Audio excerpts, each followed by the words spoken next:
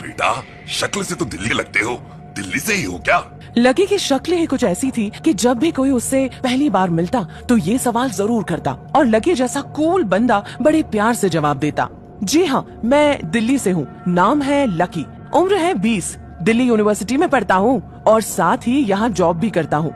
लेकिन आज पता नहीं क्या हुआ कि जैसे ही दुकान पर आए बूढ़े ग्राहक ने ये सवाल किया, लकी भड़क गया। शक्ल से और कुछ तो नहीं लग रहा ना अंकल जी? फटीचर, भिखारी, 2 कौड़ी का वगैरह वगैरह। अबे गधे, ये कोई तरीका है दुकान पर पधारे ग्राहक से बात करने का? दुकान बंद करवाएगा क्या? दुकान के मालिक चमन लाल ने लकी को फटकारते हुए उसके माथे पर एक चपत लगा दी। पिछले 5 सालों से लकी इन्हीं के मेडिकल स्टोर पर 8,000 रुपए महीने पर काम कर रहा था। यहाँ इस छोटी सी शॉप पर काम करना उसकी मजबूरी थी। लाइफ में कंगाली की वजह से उसे अपनी कॉलेज की पढ़ाई पूरी करने के लिए पार्ट टाइम जॉब करना जरूरी था। ऐसा नहीं था कि उसने कभी कोई अच्छी जगह पर अच्छी तनख्वाह की नौकरी ढूंढी नहीं, ढूंढी बहुत पर मिली नहीं और वो चमन लाल के इस चमन मेडिकल स्टोर पर ही अटक कर रह गया। और आज परेशान इसलिए था क्योंकि उसके पास इतने पैसे नहीं बचे थे कि इस महीने की अपनी कॉलेज की फीस भर सके। लगता है कोई ऑर्डर है, तभी दुकान का फोन बज रहा है और लकी भागते हुए फोन उठाने चला गया। हेलो जी, करोल बाग के बेस्ट मेडिकल चमन मेडिकल से बोल रहा हूँ, बताइए क्या काम था? ये लकी की पेटेंट लाइन थी, चाहे कहीं से भी फोन आए लेकिन उसे फोन पर बस यही बोलना था। जैसे इधर से लकी ने अपनी बात कही, उधर से उसे जवाब आया। मैं ब्लूमी नाइट्स होटल के कमरा नंबर 303 से बात कर रहा हूँ, एक छोटा सा ऑर्डर है, नोट करो। जी बताइए। हार्ट प्ले के 2 पैकेट और 1 पैकेट टिश्यू। हार्ट प्ले का नाम सुनते ही लकी शर्मा गया था। इतने साल से भी मेडिकल की दुकान पर काम करने के बाद भी उसे इन चीजों का नाम सुनने में शर्म आती थी। हेलो भाई, लिखा कि नहीं? जी सर, लिख लिया सर। लिख लिया तो फिर लेकर निकल। लकी ने देखा कि बाहर बहुत तेज बारिश हो रही थी। उनकी दुकान के सामने पानी भर गया था और तेज हवाओं की वजह से चमन मेडिकल स्टोर का बोर्ड भी गिर गया था। सर, मैं आपका ऑर्डर ले तो आऊंगा पर थोड़ा टाइम लगेगा, बाहर बहुत तेज बारिश हो रही है। आप हमारे मालिक को पता है कि तुम मल्होत्रा जी के लड़के को मना कर रहे हो, बहस मत करो। और हाँ, लेट तो बिल्कुल नहीं होना चाहिए, समझे? और उस लड़के ने लकी का जवाब सुने बिना ही फोन काट दिया। उधर से लकी की दुकान का ओनर चमन लाल उसे घूर कर देख रहा था और लकी बारिश की ओर देख रहा था। बारिश का बहाना नहीं चलेगा, जाना पड़ेगा। मैं बहाना नहीं कर रहा, थोड़ी बारिश धीमी हो जाए तो मैं चला जाऊंगा। पता नहीं, कोई मिस्टर मल्होत्रा का बेटा कुछ ज्यादा ही जल्दी में था सर जी। इतनी तेज बारिश में मैं साइकिल से तो इतनी जल्दी पहुंच ही नहीं पाऊंगा। क्या कहा? मिस्टर मल्होत्रा का बेटा? अबे गधे, तू मेरी दुकान बंद करवाएगा क्या? अभी के अभी निकल उनका ऑर्डर लेके, वो हमारे बहुत पुराने कस्टमर है। पर वर कुछ नहीं, तू मेरी मोटरसाइकिल ले जा। अरे सर जी, 200 के ऑर्डर में मुश्किल से 40 रुपए बचेंगे, इससे 3 गुना का तो पेट्रोल ही लग जाएगा और अगर गाड़ी रास्ते में बंद हो गई तो और खर्चा। कोई बात नहीं, तू जा, चाहे जो हो जाए। मल्होत्रा जी का बेटा नाराज नहीं होना चाहिए। चमन लाल ने मोटरसाइकिल की चाबी लकी की ओर उछालते हुए कहा। लकी ने मुंह लटकाकर चाबी ली और रेनकोट और हेलमेट पहनते हुए वहाँ से निकल गया। बाहर आके बाइक को देख के लकी ने मन में सोचा, चलो ठीक है, जो होगा देखा जाएगा, कम से कम बाइक तो आज चलाने को मिल रही है। दरअसल लकी इतने साल काम करने के बाद भी अपने लिए एक मोटरसाइकिल भी नहीं खरीद पाया था। लकी की तनख्वाह ही इतनी भर थी कि सिर्फ उसके कमरे का किराया, उसकी साइकिल में डालने वाली हवा का खर्चा, बिजली पानी का बिल और उसकी गर्लफ्रेंड डिम्पल के साथ महीने में 1-2 बार बाहर खाने का खर्चा ही निकल पाता था। जी हाँ, चौंक गए ना? लकी फटीचर की गर्लफ्रेंड भी है। हुलिये से वो भले ही फटीचर हो लेकिन वो लगता तो गरीबों का रणबीर कपूर था। लकी को डिम्पल बहुत पसंद थी और वो उसके लिए दुनिया जहां की खुशियां खरीद कर ला देना चाहता था। वो चाहता था कि एक दिन वो डिम्पल को प्लेन में बैठाए, लेकिन उसके ये सब ख्वाब इस कम तनख्वाह की नौकरी की वजह से तो कभी पूरे नहीं होने वाले थे। पर आज उसके पास मौका था। वो डिम्पल को बाइक पर बिठाकर इस बारिश में राजपथ घुमाना चाहता था। चमन लाल को देने के लिए उसने पहले से बहाना सोच रखा था। बस जल्दी से वो ये डिलीवरी देकर सीधे डिम्पल के पीजी पर ही जाने वाला था। उसने होटल ब्लू मून नाइट्स के बाहर मोटर बाइक पार्क की और सीधा होटल के अंदर चला गया। वो रूम नंबर 303 के बाहर पहुंचा और उसने डोरबेल बजाई। जैसे ही दरवाजा खुला, लकी ने थैली आगे बढ़ाते हुए कहा, नमस्ते, मैं चमन मेडिकल स्टोर से लकी, ये आपका। इससे पहले कि लकी आगे कुछ कह पाता, उसकी आंखें फटी की फटी रह गई थी क्योंकि उसके सामने कोई और नहीं बल्कि उसकी खूबसूरत गर्लफ्रेंड डिम्पल खड़ी थी। डिम्पल ने एक रेड कलर का नाइट गाउन पहना हुआ था। उसके काले घने बाल गीले थे और उसने उन्हें अपने कंधों पर फैला रखा था। उसकी खुशबू से ही ये चीज साफ पता चल रही थी कि वो अभी अभी नहा कर आई थी। लकी को अपनी आंखों पर विश्वास ही नहीं हो रहा था। डिम्पल, डिम्पल, तुम यहाँ क्या कर रही हो? तुम यहाँ क्या मेरा पीछा करते हुए आए हो? डिम्पल को भी उम्मीद नहीं थी कि लकी यहाँ तक आ जाएगा। डिम्पल बेबी, क्या हो गया? किससे बात कर रही हो? अचानक से एक गबरू जवान सा लड़का दरवाजे के पास आकर खड़ा हो गया था। उसने बाथरोब पहना हुआ था। लकी उसे देखते ही पहचान गया। लकी जिस कॉलेज में पढ़ता था, राहुल और डिम्पल भी उसी में पढ़ते थे और वो कॉलेज राहुल के फादर का ही था। राहुल डिम्पल पर बहुत लाइन मारता था। लकी ने एक दो बार राहुल को डिम्पल से दूर रहने के लिए भी कहा था, लेकिन राहुल कभी सुधरा नहीं। साले राहुल के बच्चे, तेरी हिम्मत कैसे हुई मेरी डिम्पल को हाथ लगाने की? लकी राहुल को इस वक्त इतना बुरा पीटना चाहता था जिसकी कोई हद नहीं थी। इससे पहले कि वो आगे बढ़ता, डिम्पल उन दोनों के बीच में आ गई। रुक जाओ। डिम्पल के पास भी छुपाने के लिए कुछ नहीं रह गया था, इसलिए उसने लकी से कहा, लकी आज से तुम्हारा मेरा ब्रेकअप। ब्रेकअप? डिम्पल, हम पिछले 1 साल से एक दूसरे के साथ हैं और तुम हो कि मुझसे ब्रेकअप करना चाहती हो? अरे मैं तो तुम्हारे लिए नई बाइक भी लेने वाला था। चल रहने दे, आज ही याद आ रही है तुमको बाइक की। अरे तेरे पास कॉलेज की फीस भरने तक के पैसे नहीं है, तू कहाँ से लेगा बाइक? तेरी 8,000 रुपए महीने की नौकरी से ये सब नहीं होने वाला है फटीचर चंद। लोग हंसते हैं मेरे ऊपर जब मैं सरोजनी में तेरे साथ घूमती हूँ। लकी, तू आज भी सरसों का तेल लगाता है अपने बालों में। चलता फिरता मेडिकल स्टोर है तू, तेरे से हमेशा दवाइयों की बदबू आती है। मैं तेरे जैसे फटीचर गरीब के साथ नहीं रहना चाहती, इसलिए मैंने राहुल से मैचअप कर लिया है। अच्छा, तो बेबी यही है तुम्हारा वो बेकार सा एक्स बॉयफ्रेंड? राहुल डिम्पल के बगल में आकर खड़ा हो गया। फिर उसने लकी के हाथ से थैली उठाई और उसमें से हार्ट प्ले का पैकेट निकालकर उसे चिढ़ाने के लिए उसे हवा में लहराने लगा। बाप रे, इससे बदकिस्मत इंसान इस दुनिया में और कौन होगा? लकी के पास राहुल की बात का कोई जवाब नहीं था। उसने गुस्से से राहुल को देखा और अपनी हाथों की मुट्ठी भींच ली, फिर वहाँ से निकल गया। अबे पैसे तो ले जा, सब कुछ फ्री ही दे जाएगा क्या? राहुल ने जोर से ठहाका लगाते हुए कहा, लेकिन लकी बिना उसकी बात सुनते हुए ही निकल गया। उसके दिमाग में डिम्पल के कहे शब्द गूंज रहे थे। उसने कभी सपने में भी नहीं सोचा था कि डिम्पल उसके साथ ऐसा भी कुछ कर सकती थी। उसे जिंदगी में पहली बार प्यार हुआ था और पैसों की कमी की वजह से न सिर्फ उसका प्यार बल्कि उसकी पूरी जिंदगी बर्बाद हो गई थी। उसका दिल बुरी तरह टूट चुका था। बाहर आकर उसने ऊपर आसमान की ओर देखा और जोर से चिल्लाया, अगर इतना ही अनलक्की बनाना था तो फिर नाम लक्की क्यों रखा भगवान? लकी जैसे ही फूटकर रोने को था, तभी उसके फोन पर एक मैसेज आया। लकी ने अपना फोन निकालकर उस मैसेज को जैसे ही पढ़ना शुरू किया, उसके आंसू हंसी में बदल गए और वो जोर जोर से वही सड़क पर नाचने लगा। उस मैसेज में लिखा था, परिवार की रिसर्च और परिवार के निर्णय के हिसाब से अग्रवाल परिवार का वारिस लक्ष्मण लाल अग्रवाल उर्फ लकी ने गरीबी अभ्यास की परीक्षा को पास कर लिया है और आज से ही वो उस जमीन और उस जायदाद का मालिक हो जाएगा जो परिवार ने उसके नाम कर रखी थी। उस मैसेज को पढ़ने के बाद भर बरसात में भी लकी का चेहरा सूरज की तरह खिल उठा था। लकी ने थोड़ी देर की खुशी मनाने के बाद याद किया कि वो सच में गरीब नहीं था। असल में उसके परिवार ने उसे एक परीक्षा में डाल दिया था जिसका नाम था गरीबी अभ्यास परीक्षा। इस परीक्षा के तहत लकी को अग्रवाल खानदान में उसके नाम की जमीन और जायदाद पर तब तक हक नहीं मिलने वाला था जब तक कि वो इस परीक्षा को पास नहीं कर लेता। हालांकि परीक्षा देते देते लकी को 8 साल हो गए थे, इसलिए उसे ऐसा एहसास हो रहा था कि वो कभी परीक्षा को पास नहीं कर पाएगा और हमेशा हमेशा के लिए गरीब ही रह जाएगा। अच्छा हुआ चली गई, अब मिलना कभी। अगले दिन जब लकी की आंख खुली तो वो सीधा उठा और तैयार हो शहर के सबसे बड़े बैंक न्यू सिटी बैंक पहुंच गया। साउथ दिल्ली में बसा हुआ न्यू सिटी बैंक न सिर्फ शहर का सबसे बड़ा बैंक था बल्कि वो सबसे अमीर बैंक भी था।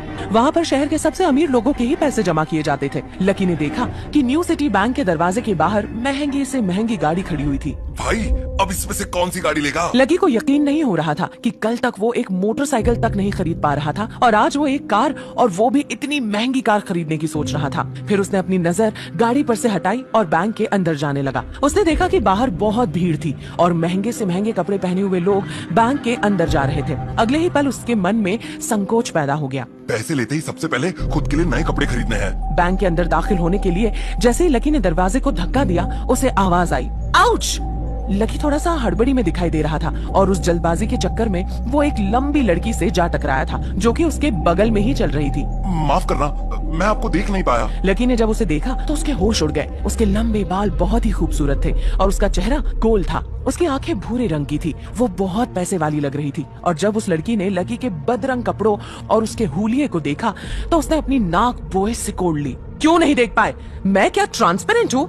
तुम्हें इतनी बड़ी लड़की दिखाई नहीं देती? इससे पहले की बात आगे बढ़ती, उस लड़की ने देखा कि इस बैंक की मैनेजर यास्मीन पटेल उन दोनों की ओर बढ़ी चली आ रही थी। उसने भी लकी को देखकर वैसे ही शक्ल बनाई थी जैसी शक्ल उस लंबी लड़की ने बनाई थी। I am so sorry Koyal madam, आपको कहीं लगी तो नहीं? यास्मीन ने उस लड़की से पूछा और फिर घिन्न भरी नजरों से लकी को ऊपर से नीचे तक घूरने लगी। क्या आप मुझे बता सकते हैं कि आप यहाँ पर किस काम से आए हैं? हाँ, मैं वो अपना पैसा निकालने के लिए आया था। पैसा निकालने के लिए आए हैं? हाँ, तो फिर क्या आपके पास यहाँ का कार्ड है? न्यू सिटी बैंक का कार्ड हासिल करना एक बहुत ही मुश्किल काम था। अगर किसी को भी उस बैंक का कार्ड लेना था तो सबसे पहले उस आदमी को अपने खाते में 5 लाख रुपए पहले से जमा करवा कर रखने पड़ते थे, तब जाकर उसे कहीं कार्ड मिलता था। लेकिन लकी तो यहाँ पहली बार ही आया था, इसलिए उसके पास कार्ड होने की कोई संभावना नहीं थी। लकी इधर उधर देखने लगा। यास्मीन समझ गई कि ये लड़का कोई पागल है जो कहीं झोपड़पट्टी से यहाँ आ गया है। मैं पूछ रही हूँ, क्या आपके पास कार्ड है?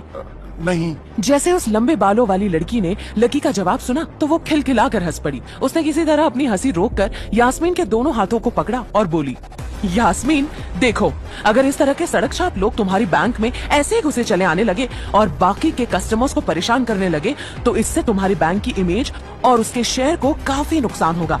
एक मैनेजर होने के नाते तुम्हें इन सब चीजों का ध्यान रखना चाहिए। मुझे उम्मीद है कि आगे मेरे साथ ऐसा कुछ नहीं होगा।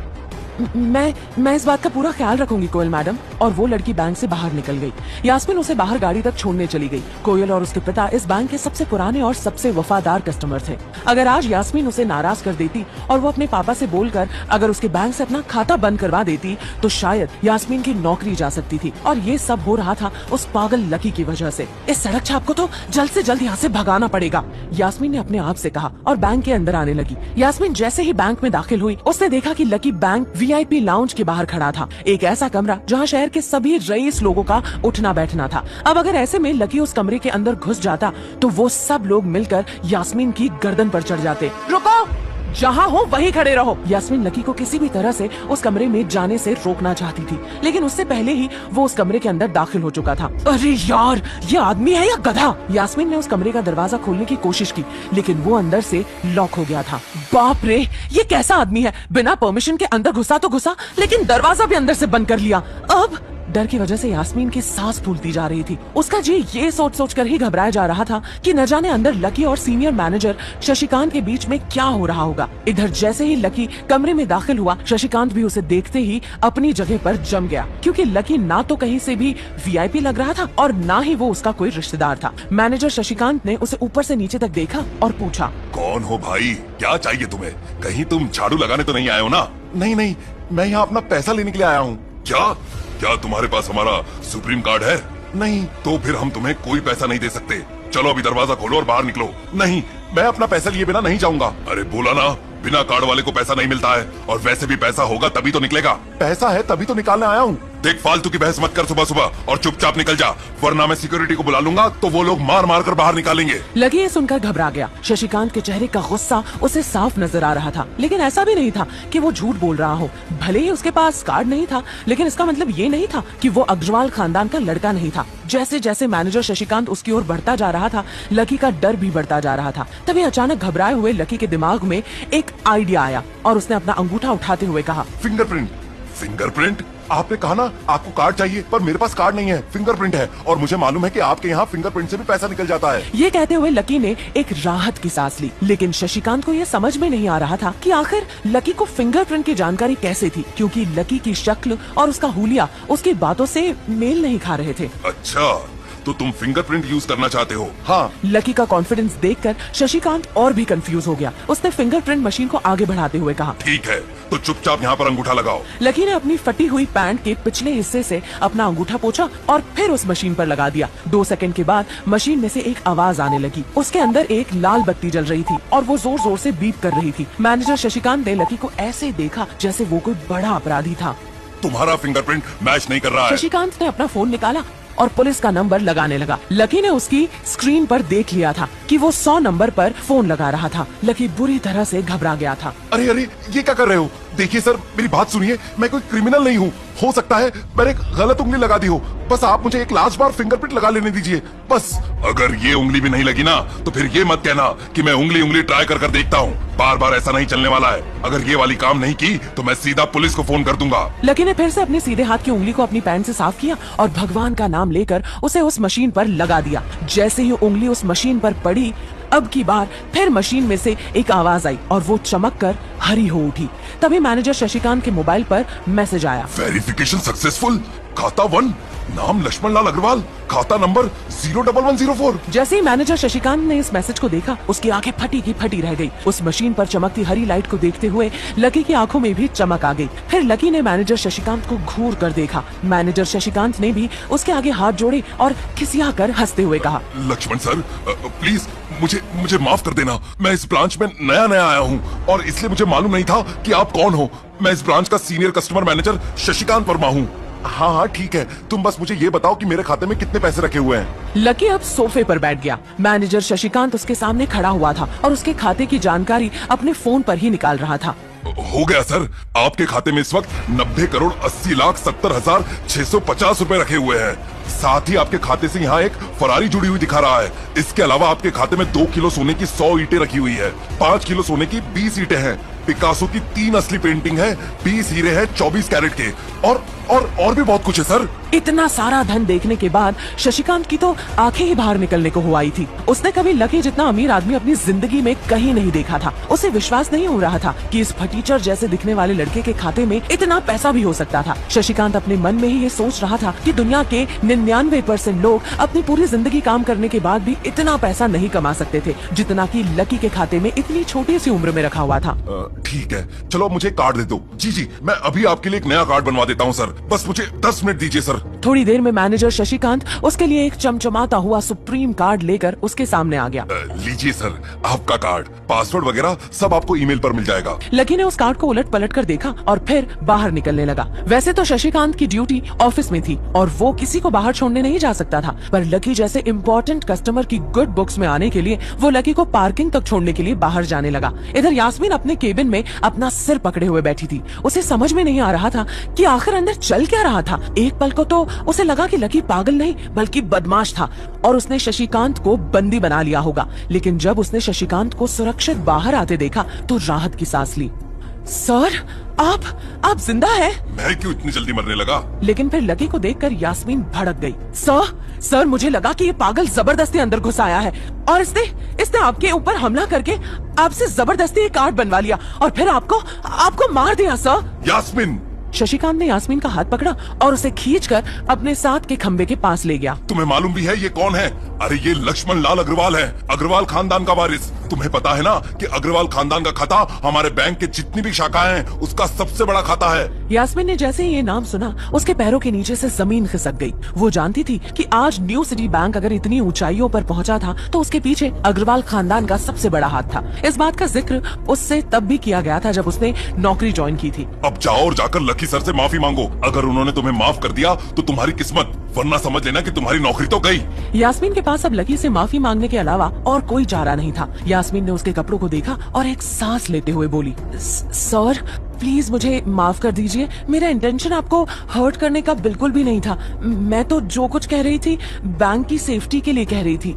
इट्स ओके, लकी ने कहा और आगे बढ़ गया। यास्मीन को अपने कानों पर विश्वास ही नहीं हो रहा था कि लकी ने उसे माफ कर दिया। शशिकांत और यास्मीन भी लकी के पीछे पीछे उसकी साइकिल तक उसको छोड़ने आए। उन्हें लगा था कि लकी के पास कोई लग्जरी कार होगी। बैंक के सबसे बड़े कस्टमर को साइकिल से जाता देख शशिकांत खुद को रोक नहीं पाया। लक्ष्मण सर, मैंने अपनी पूरी जिंदगी में आप जितना पैसे वाला और सिंपल इंसान नहीं देखा।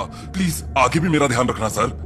हाँ सर, अगर आपको बैंक से रिलेटेड कोई भी जरूरत हो तो मुझे कॉल कर लीजिएगा, मैं आपके लिए अवेलेबल रहूंगी। अगर किसी को मेरी सच्चाई बताई तो ठीक नहीं होगा, सब कुछ कॉन्फिडेंशियल रहना चाहिए। जी बिल्कुल सर, ऐसा ही होगा। और हाँ, एक बात और, आदमी के पास पैसा होना चाहिए लेकिन पैसे का घमंड नहीं होना चाहिए। पैसा आज है कल नहीं है, लेकिन हम सब कल भी इंसान थे, आज भी इंसान है और कल भी इंसान ही रहेंगे। इसलिए हमें अपने साथियों का सम्मान करना चाहिए और इस तरह से पैसों का धोस दिखाकर किसी को दबाना नहीं चाहिए। लकी न्यू सिटी बैंक से सीधा अपने कॉलेज की ओर निकल गया। असल में उसे क्लास जाने में देर हो रही थी। जैसे ही वो कॉलेज के अंदर दाखिल हुआ उसका पैर एक कीचड़ से भरे गड्ढे में पड़ गया। ओह शिट, आज फिर से।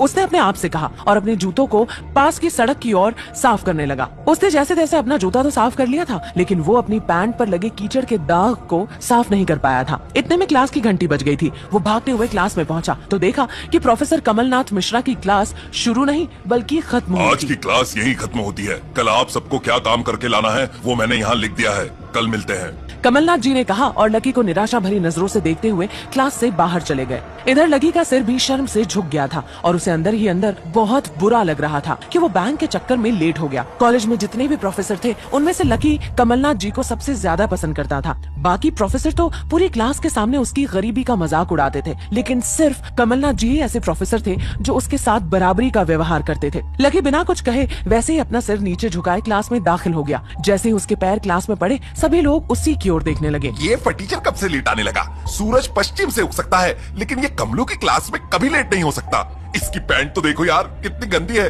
भाई क्लास में लड़कियां भी होती है, कम से कम कपड़े तो ढंग के पहन के आता। अरे कहाँ से पहन कर आता? कपड़ों के लिए तो पैसे लगते हैं। इसके पास ये कपड़े हैं, इसके लिए तो यही बहुत है। क्लास में बैठे सभी लोगों ने लकी के ऊपर फप्तियां कसनी शुरू कर दी थी। हर कोई उसके बारे में कुछ न कुछ कहे जा रहा था। ऐसा नहीं था कि लकी ये सब आज ही सुन रहा था। इस तरह की फप्तियों का सामना वो हर रोज करता था।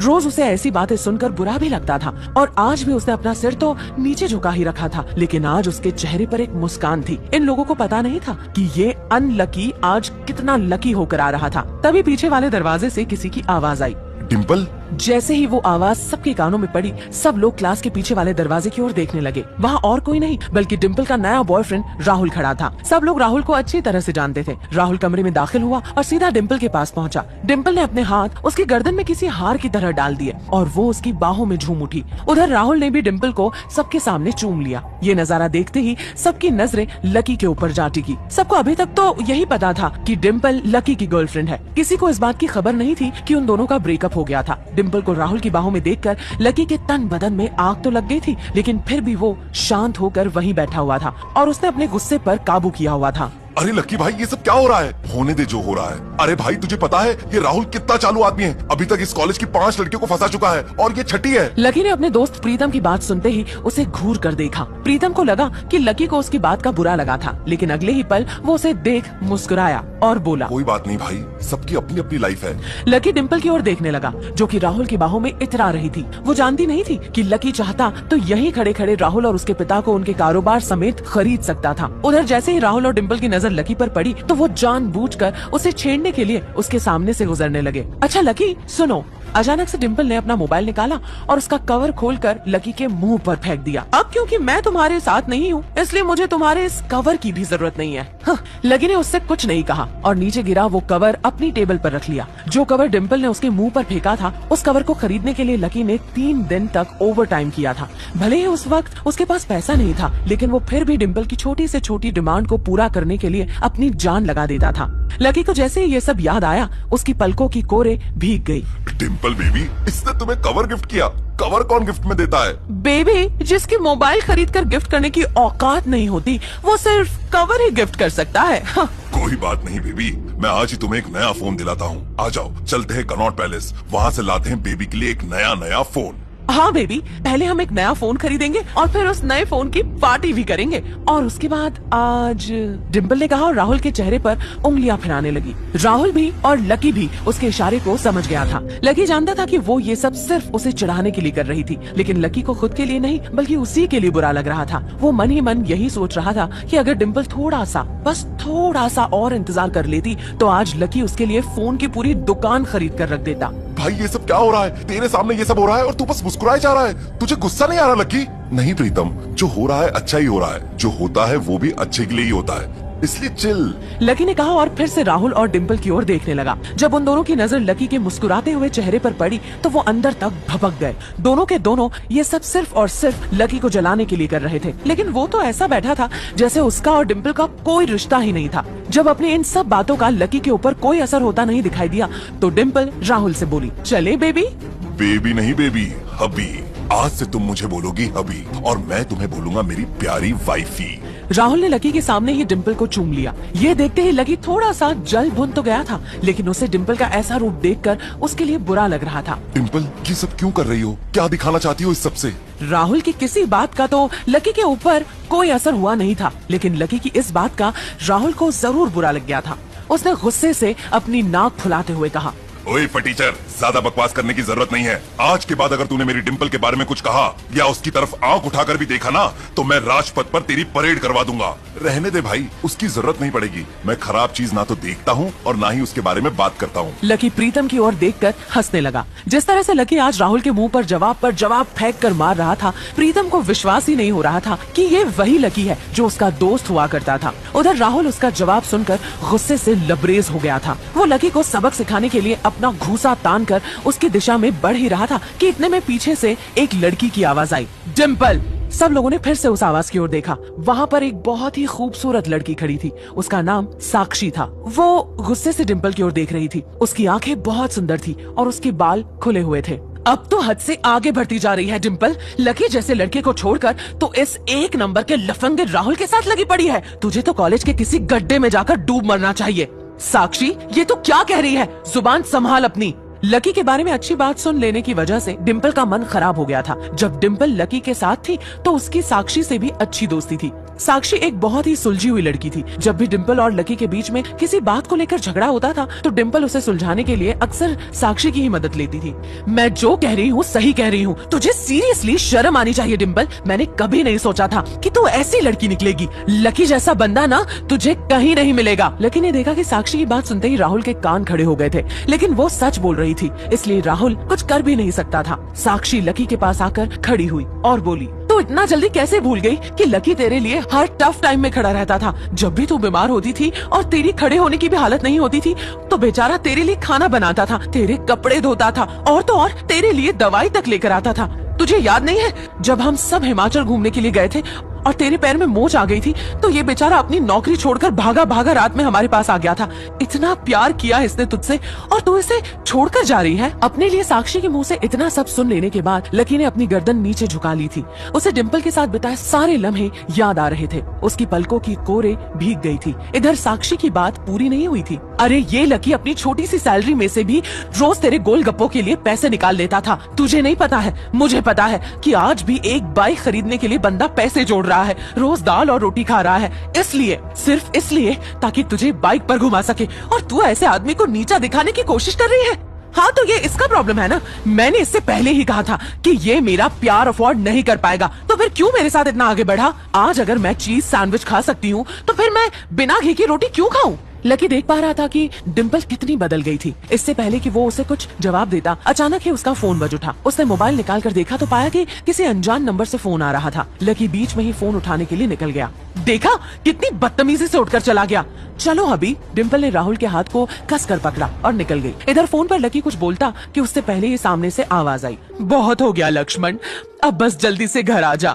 फोन पर ये आवाज सुनते ही लकी एक पल में उसे पहचान गया था। ये उसकी माँ की आवाज थी। उसके दिमाग से डिंपल के सारे ख्यालात चले गए और सिर्फ उस आवाज को सुनकर ही उसकी आंखें डबडबा आई थी। वो सालों बाद इस आवाज को सुन पा रहा था। इस आवाज को सुनने के लिए लकी के कान कब से तरस गए थे, लेकिन वो चाहकर भी उन्हें फोन नहीं कर सकता था। जब तक वो गरीबी की परीक्षा को पास नहीं करता तब तक वो उन्हें फोन नहीं लगा सकता था। आज इतने सालों के बाद अपनी माँ की आवाज सुनी तो लकी की आंखों में आंसू उतर आए। उसका दिल भर आया था। सालों से उसे अपने इस अकेलेपन की ऐसी आदत हो गई थी कि वो भूल ही गया था कि उसका कोई परिवार भी था। लकी की आंखों में आंसू थे, लेकिन वो मुस्कुरा भी रहा था। मैं जल्दी आऊंगा माँ, बस पढ़ाई खत्म करते ही आ जाऊंगा आपके पास। इससे पहले कि लकी कुछ आगे और कह पाता, उधर से उसकी माँ ने कहा, बस अब कितना पढ़ेगा, तू अब जल्दी से आजा, मैंने तेरे लिए एक लड़की ढूंढ रखी है। लकी की माँ ने कहा और ये सुनते ही लकी के होश उड़ गए। वो डिंपल के सदमे में बाहर भी नहीं निकला था और इधर उसकी माँ ने उसके लिए लड़की भी ढूंढ दी थी। माँ मैं अभी क्लास में हूँ, आपको थोड़ी देर बाद फोन करता हूँ। लकी ने आगे की बात से बचने के लिए कहा और फोन रख दिया।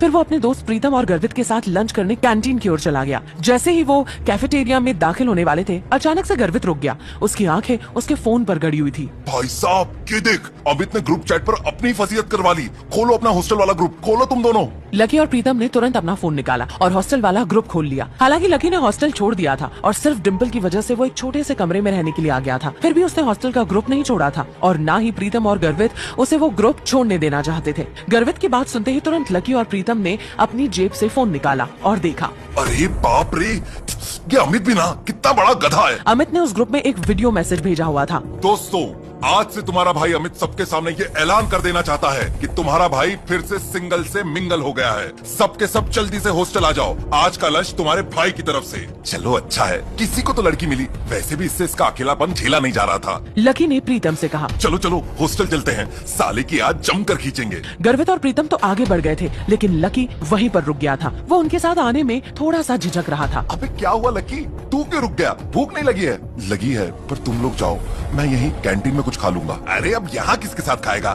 तेरे साथ खाने वाली तो अभी किसी और के साथ खा रही है, इसलिए चलना भाई, तू हमारे साथ खा लेना। वैसे भी अमित ने पूरे ग्रुप को बुलाया है और पूरे ग्रुप में तू भी तो आता है। हाँ पर प्रीतम। लकी के पास इसके आगे कुछ कहने के लिए बचा नहीं था। उसका मन तो उन दोनों के साथ जाने के लिए बहुत कर रहा था, पर वो फिर से हॉस्टल नहीं जाना चाहता था। अब वो हॉस्टल का हिस्सा नहीं रह गया था, इसलिए उसे लग रहा था कि वहाँ खाना ठीक नहीं था। भाई मुझे मालूम है तू क्या सोच रहा है, लेकिन तुझे मालूम नहीं है कि हम क्या सोच रहे हैं। क्या सोच रहे हो तुम दोनों? प्रीतम और गर्वित दोनों मुस्कुराने लगे और लकी को देखकर बोले, आज के आज ही हम तेरा कमरा खाली कर देंगे। क्यों?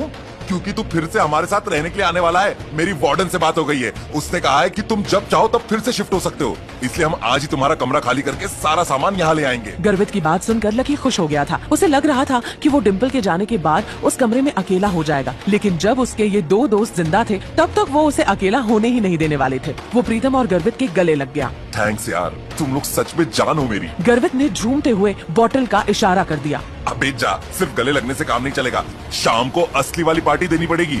लकी और प्रीतम को हंसी आ गई। थोड़ी देर बाद जब वो तीनों हॉस्टल पहुँचे तो उन्होंने देखा कि अमित और एक लड़की एक साथ एक पलंग पर हाथ पकड़कर बैठे हुए थे। अरे तुम लोग वापस आ गए? अमित ने चौंकते हुए लड़की का हाथ छोड़ा और तीनों की ओर देखते हुए कहा। अमित का कद हॉस्टल के बाकी लड़कों से लंबा था। उसका शरीर दुबला लेकिन सुडौल था। वो खेल कूद में बहुत अच्छा था। बेबी बेबी ये है मेरे दोस्त। दोस्तों ये है मेरी बेबी, मेरा मतलब मेरी गर्लफ्रेंड है रोशनी, ये म्यूजिक सीख रही है। रोशनी ने सबको हाय कहा और फिर अमित बोला, रोशनी ये मेरे रूममेट्स है गर्वित, प्रीतम और लकी। लकी अब हमारे साथ नहीं रहता, लेकिन ये हमारे दिलों में अभी भी जिंदा है। हाँ लेकिन अब से भाई साहब फिर से हमारे साथ रहने के लिए आने वाले हैं, इसलिए आपने इनके बिस्तर पर अपने जो प्रोटीन के डब्बे जमा रखे हैं उन्हें हटा लीजिए। गर्वित की बात सुनते ही अमित का चेहरा खुशी से खिल गया। वो चाहता तो यही था कि लकी, जो कि उन सबकी जान था, वो वापस आ जाए, लेकिन वो ऐसे अचानक से वापस क्यों आ रहा था, इस बात का उसे अंदाजा नहीं था। पर भाई क्या हुआ? लैंडलॉर्ड से लड़ाई हो गई? नहीं भाई। प्रीतम समझ गया था कि रोशनी के सामने लकी को आगे की बात कहने में शर्म आ रही थी, इसलिए इससे पहले कि अमित आगे लकी से कोई सवाल करता, प्रीतम ने उसका बचाव करते हुए कहा, अरे भाई लाइफ है, कभी धूप है कभी छांव है, चलता रहता है, तू ज्यादा सवाल मत कर और पलंग खाली कर। प्रीतम की बातों से अमित समझ गया कि वो रोशनी के सामने इस बारे में कुछ बात नहीं करना चाह रहे थे। अमित ने भी आगे कुछ नहीं कहा और पांचों के बीच में एक खामोशी सी छा गई। अमित ने उस चुप्पी को तोड़ते हुए कहा, चलो तो फिर रॉबिन्स कैफे पर खाना खाने के लिए चलते हैं, रोशनी की रूममेट्स भी आने वाली है। लकी तू डिम्पल को बोल देना, वो भी आ जाएगी। अमित ने जैसे ही ये कहा, गर्वित और प्रीतम उसे गुस्से से देखने लगे। प्रीतम ने तो अपना सर ही पकड़ लिया था। अमित की मोटी बुद्धि में उसकी छोटे छोटे इशारे कभी नहीं घुस सकते थे। ये बात वो अच्छी तरह से समझ गया था। इससे पहले कि फिर से प्रीतम लकी के घाव को ढकने की कोशिश करता, लकी ने खुद उसे कुरेदते हुए कहा, मैं और डिम्पल अब साथ में नहीं है अमित। तुम और डिम्पल साथ में नहीं हो मतलब? ये सब कब हुआ और कैसे हुआ? अमित अब हो गया तो हो गया ना, सब आज ही जानना है क्या तेरे को? गर्वित की बात से अमित समझ गया था कि इस बारे में बात करने के लिए ये सही मौका नहीं था। तभी रोशनी ने कहा, हमें निकलना चाहिए। मेरी रूममेट्स का मैसेज आया है कि वो लोग निकल चुकी है। वो पहले से ही बहुत भूखी है और अगर हमने उन्हें वेट करवाया तो वो मुझे ग्रिल करेंगी। हाँ अगर ऐसा है तो प्रीतम जी, गर्वित जी और लकी जी आप अपने अपने कपड़े बदलो। प्रीतम तू लकी को कुछ बढ़िया सा दे देना और प्लीज सब लोग जल्दी तैयार हो जाओ, हम लोग बाहर इंतजार कर रहे हैं। अमित रोशनी का हाथ थामकर बाहर आ गया। उधर प्रीतम ने कमरे का दरवाजा बंद कर लिया था। अमित और रोशनी कमरे के बाहर खड़े थे। तभी रोशनी का फोन बज उठा था। हेलो, हाँ कोयल, अच्छा तुम लोग पहुंच गए? हाँ, इतनी भी क्या जल्दी है, जब तुम मिलोगी तो खुद ही देख लेना। अच्छा तुम्हारे सिर में चोट? अच्छा ठीक है, हम बस आ रहे हैं। रोशनी ने फोन रख दिया। ये कोयल वही कोयल थी जो आज सुबह ही लकी से बैंक में टकराई थी। वो रोशनी की बहुत अच्छी दोस्त थी और इन सब में सबसे अमीर। इतने में गर्वित, प्रीतम और लकी तैयार होकर कमरे से बाहर आ गए थे। दूसरी तरफ रोशनी की तीन सुंदर सी सहेलियां कोमल, मानसी और दिशा रॉबिन्स कैफे में एक टेबल पर पहले से ही बैठी हुई थी। तीनों बहुत बन ठन के आई हुई थी। उनकी शक्ल, सूरत और कपड़े देखकर ही लग रहा था कि वो पैसे वाले घरों से आ रही थी। कोयल के सर का घाव देखकर मानसी ने कोयल से पूछा, कोयल तुम्हारे सिर पर कुछ लाल सा लगा हुआ है, कहीं कोई चोट वोट लगी थी क्या? अरे यार मानसी, आज सुबह जब मैं अपने पापा के साथ न्यू सिटी बैंक गई हुई थी तो वहाँ पर एक गधे से टकरा गई। इतना बेवकूफ आदमी मैंने कभी अपनी जिंदगी में नहीं देखा। मन तो कर रहा था उसका मुंह नोच लूं। ओह, तो उसने तुझसे माफी मांगी? हाँ, लेकिन पता नहीं आजकल न्यू सिटी बैंक के कस्टमर्स की क्वालिटी को क्या हो गया। उनका स्टैंडर्ड दिन ब दिन गिरता ही जा रहा है। कैसे? अरे अब तुम तो जानती ही हो दिशा, न्यू सिटी बैंक के अंदर आने वाले कस्टमर कैसे होते हैं। लेकिन मैंने जब उस लड़के को देखा तो मतलब वो क्या कुछ ऐसा वैसा था? मतलब थोड़ा फटीचर टाइप का? हाँ, मुझे तो लगता है कि वो कोई पागल था।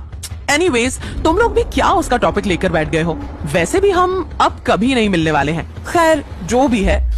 अरे यार, ये रोशनी और इसका बॉयफ्रेंड कहाँ रह गया? और कितनी देर इंतजार करना पड़ेगा? यहाँ पर मुझे बहुत ही गर्मी लग रही है। वैसे कोमल, मुझे तो रोशनी का बॉयफ्रेंड बहुत ही अच्छा लगा यार। वो स्मार्ट है, उसके पास हाइट है और वो पतला भी है। मुझे ऐसे लड़के ही न जाने क्यों अच्छे लगते हैं। अगर अमित के जैसा कोई उसका रूममेट भी निकला ना, तो मैं पहले ही बता देती हूँ कि वो मेरा रहेगा, सिर्फ मेरा। ओहो कोमल, देखो तो मानसी की कैसी जीभ लपलपा रही है। मैंने सुना है कि अमित स्पोर्ट्स कोटे से है, इसलिए मुझे लगता है कि वो और उसके दोस्त भी एक जैसे ही होंगे। अब देखते हैं कि किसको कौन पसंद आता है। दिशा दरवाजे के बाहर देखने लगी। तब तक रोशनी और उसके दोस्त अंदर नहीं पहुंचे थे। फिर तीनों लड़कियों ने ढेर सारी सेल्फी ली और फिर जब वो आखिर में वेटर को बुलवाकर उससे एक ग्रुप फोटो खिंचवाने ही वाली थी कि तभी रोशनी, अमित, प्रीतम, गर्वित और लकी अंदर आ चुके थे। इससे पहले कि लकी पूरा अंदर घुस पाता, उसने प्रीतम से कहा, तुम लोग जाओ, मैं जरा वॉशरूम होकर आता हूँ। लकी को याद आया कि उसकी पैंट पर कीचड़ लगा हुआ था, इसलिए वो उसे साफ करने के लिए वॉशरूम में चला गया। इधर प्रीतम और गर्वित ने जैसे ही कोयल, दिशा और मानसी को देखा, उन दोनों की आंखें फटी की फटी रह गई। गर्वित की तो चाल ही धीमी हो गई थी और प्रीतम ने अपनी कांपती आंखों को छुपाने के लिए ऊपर चश्मा पहन लिया था। अरे कोयल, दिशा, मानसी, किस बारे में बात हो रही थी भाई? पता है, तुम्हारे हंसने की आवाजें बाहर तक आ रही थी। रोशनी की बात सुनते ही उसकी तीनों सहेलियों ने रोशनी की तरफ देखा। उसके पीछे ही अमित खड़ा था और अमित के पीछे गर्वित और प्रीतम खड़े थे। जैसे ही उन लड़कियों की नजर गर्वित और प्रीतम पर पड़ी, उनका चेहरा लटक गया और वो तीनों ठगा सा महसूस करने लगी। उन्हें जैसी उम्मीद थी, वो दोनों लड़के दूर दूर तक उसके आसपास भी नहीं थे और इसी वजह से एक ही पल में निराशा ने उनके मन को घेर लिया था। चलो चलो बैठते हैं। प्रीतम, तुम दिशा के बगल में बैठ जाओ और गर्वित, तुम उधर मानसी के पास चले जाओ। प्रीतम दिशा की ओर बढ़ ही रहा था, लेकिन उससे पहले ही दिशा उठकर मानसी के बगल में बैठ गई। उसकी इस हरकत से ये बात साफ हो गई थी कि वो प्रीतम को ना तो पसंद करती थी और ना ही उसके साथ बैठना चाहती थी। उस पूरी टेबल पर कुल 4 लकड़ी के स्टूल लगे हुए थे और एक स्टूल पर सिर्फ 2 लोग ही बैठ सकते थे। दिशा और मानसी एक स्टूल पर बैठ गए थे, प्रीतम और गर्वित एक पर बैठ गए थे, अमित और रोशनी एक स्टूल पर बैठ गए, लेकिन कोयल के बगल वाली जगह खाली थी। अमित ने उन सबके बीच पसरे सन्नाटे को चीरते हुए कहा, अरे जल्दी जल्दी खाने को कुछ मंगवाओ, बहुत भूख लगी है। अमित के बोलते ही दिशा और मानसी ने मेन्यू उठा लिया और मोबाइल से अपनी नजर हटाकर मेन्यू में घुसा लिया। इतने में कोयल ने अपने बालों को ठीक करते हुए अमित से पूछा, वैसे अमित, रोशनी तो बता रही थी कि तुम्हारे साथ 2 नहीं 3 लड़के आने वाले थे, तो फिर वो तीसरा लड़का कहाँ है? वो तीसरा वाला भी बाथरूम गया हुआ है, वो जल्दी आता होगा। जैसे ही उसने अपनी बात खत्म की, लकी बाथरूम से निपट कर वहाँ आ गया। कोयल ने जैसे ही लकी को देखा, उसकी आंखें फटी की फटी रह गई। इधर लकी भी उसे देखते ही पहचान गया था। वो समझ गया था कि कोयल को उसे देखते ही उससे नफरत हो गई थी। जब लकी को और कहीं बैठने की जगह नहीं मिली, तो वो मजबूरन कोयल के ही पास जाकर बैठ गया। कोयल ने जैसे ही उसे अपने पास बैठते हुए देखा, तो वो उस छोटे से स्टूल में भी उससे जितनी दूर हो सकती थी उतना दूर होकर बैठ गई। उसे अंदर से लकी से बहुत घिन आ रही थी। कोयल, क्या हुआ?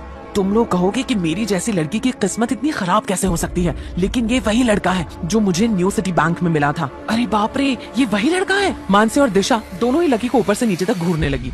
इसको देखकर तो ऐसा ही लग रहा है कि इसने वही कपड़े पहने हुए हैं जैसे तुमने इसे बैंक में पहने हुए देखा था। अरे तुम लोग ऐसे एक दूसरे के अंदर घुसकर आखिर किस बारे में बात कर रहे हो? रोशनी को समझ में नहीं आ रहा था कि अचानक ही लकी के आने से ऐसा क्या हो गया था जो उस टेबल पर बैठी बाकी की लड़कियां भी कुछ कुछ बात करने लगी थी। रोशनी को लग रहा था कि कहीं ऐसा तो नहीं था कि उन तीनों में से किसी एक को लकी पसंद आ गया। लेकिन दिशा ने कोयल और लकी के बीच हुई उस टकरार के बारे में रोशनी को बताया तो उसकी भी आंखें खुल गई। जब लकी के बारे में ये सब बातें की जा रही थी, तब प्रीतम, अमित, रोशनी, गर्वित और कोयल सभी की नजरें लकी के ऊपर टिकी हुई थी। सबके मन में ढेर सारे सवाल थे। प्रीतम, अमित और गर्वित को लग रहा था कि आखिर लकी को न्यू सिटी बैंक में जाने की जरूरत ही क्या थी। वहीं रोशनी के मन में ये चल रहा था कि लकी के आने की वजह से कहीं कोयल वहाँ से उठकर ना चली जाए। रोशनी, तुम अपने बॉयफ्रेंड के साथ मजे करो, मुझे थोड़ा सा काम है इसलिए मैं जा रही हूँ। रोशनी ने कोयल को रोकने की कोशिश की, लेकिन वो नहीं रुकी। लकी ने जब देखा कि सारी गड़बड़ उसकी वजह से हो रही थी और कोयल लगभग दरवाजे तक पहुँच ही गई थी, तो वो जोर से चिल्लाया, कोयल रुको। क्या है? बैंक में जो हुआ उसके लिए मैं बैंक में ही माफी मांग चुका हूँ। मुझे नहीं मालूम था कि तुम्हें मेरी गलती की वजह से ऐसी चोट लग जाएगी। I am really sorry. भले ही लकी की बात सुनकर कोयल थोड़ा सा पिघल गई, लेकिन अभी भी लकी के लिए उसकी घिन पूरी तरह से शांत नहीं हुई थी। कोयल ने कोई जवाब नहीं दिया और फिर से निकलने लगी, तो लकी ने उसके पास जाकर उसे फिर से रोका। अरे तुम अपना ये पर्स वहाँ भूल आई थी, इसमें तुम्हारा सिटी बैंक का सुप्रीम कार्ड तो होगा ही ना। कोयल ने लकी के हाथ से अपना पर्स छीना और निकलने लगी। लकी अभी भी उसी जगह पर खड़ा था। जैसे ही कोयल दरवाजे से बाहर होने लगी थी, इतने में उधर से कोई रईस ज्यादा सामने से आया और कोयल से जानबूझकर टकरा गया। इडियट, देखकर नहीं चल सकते क्या?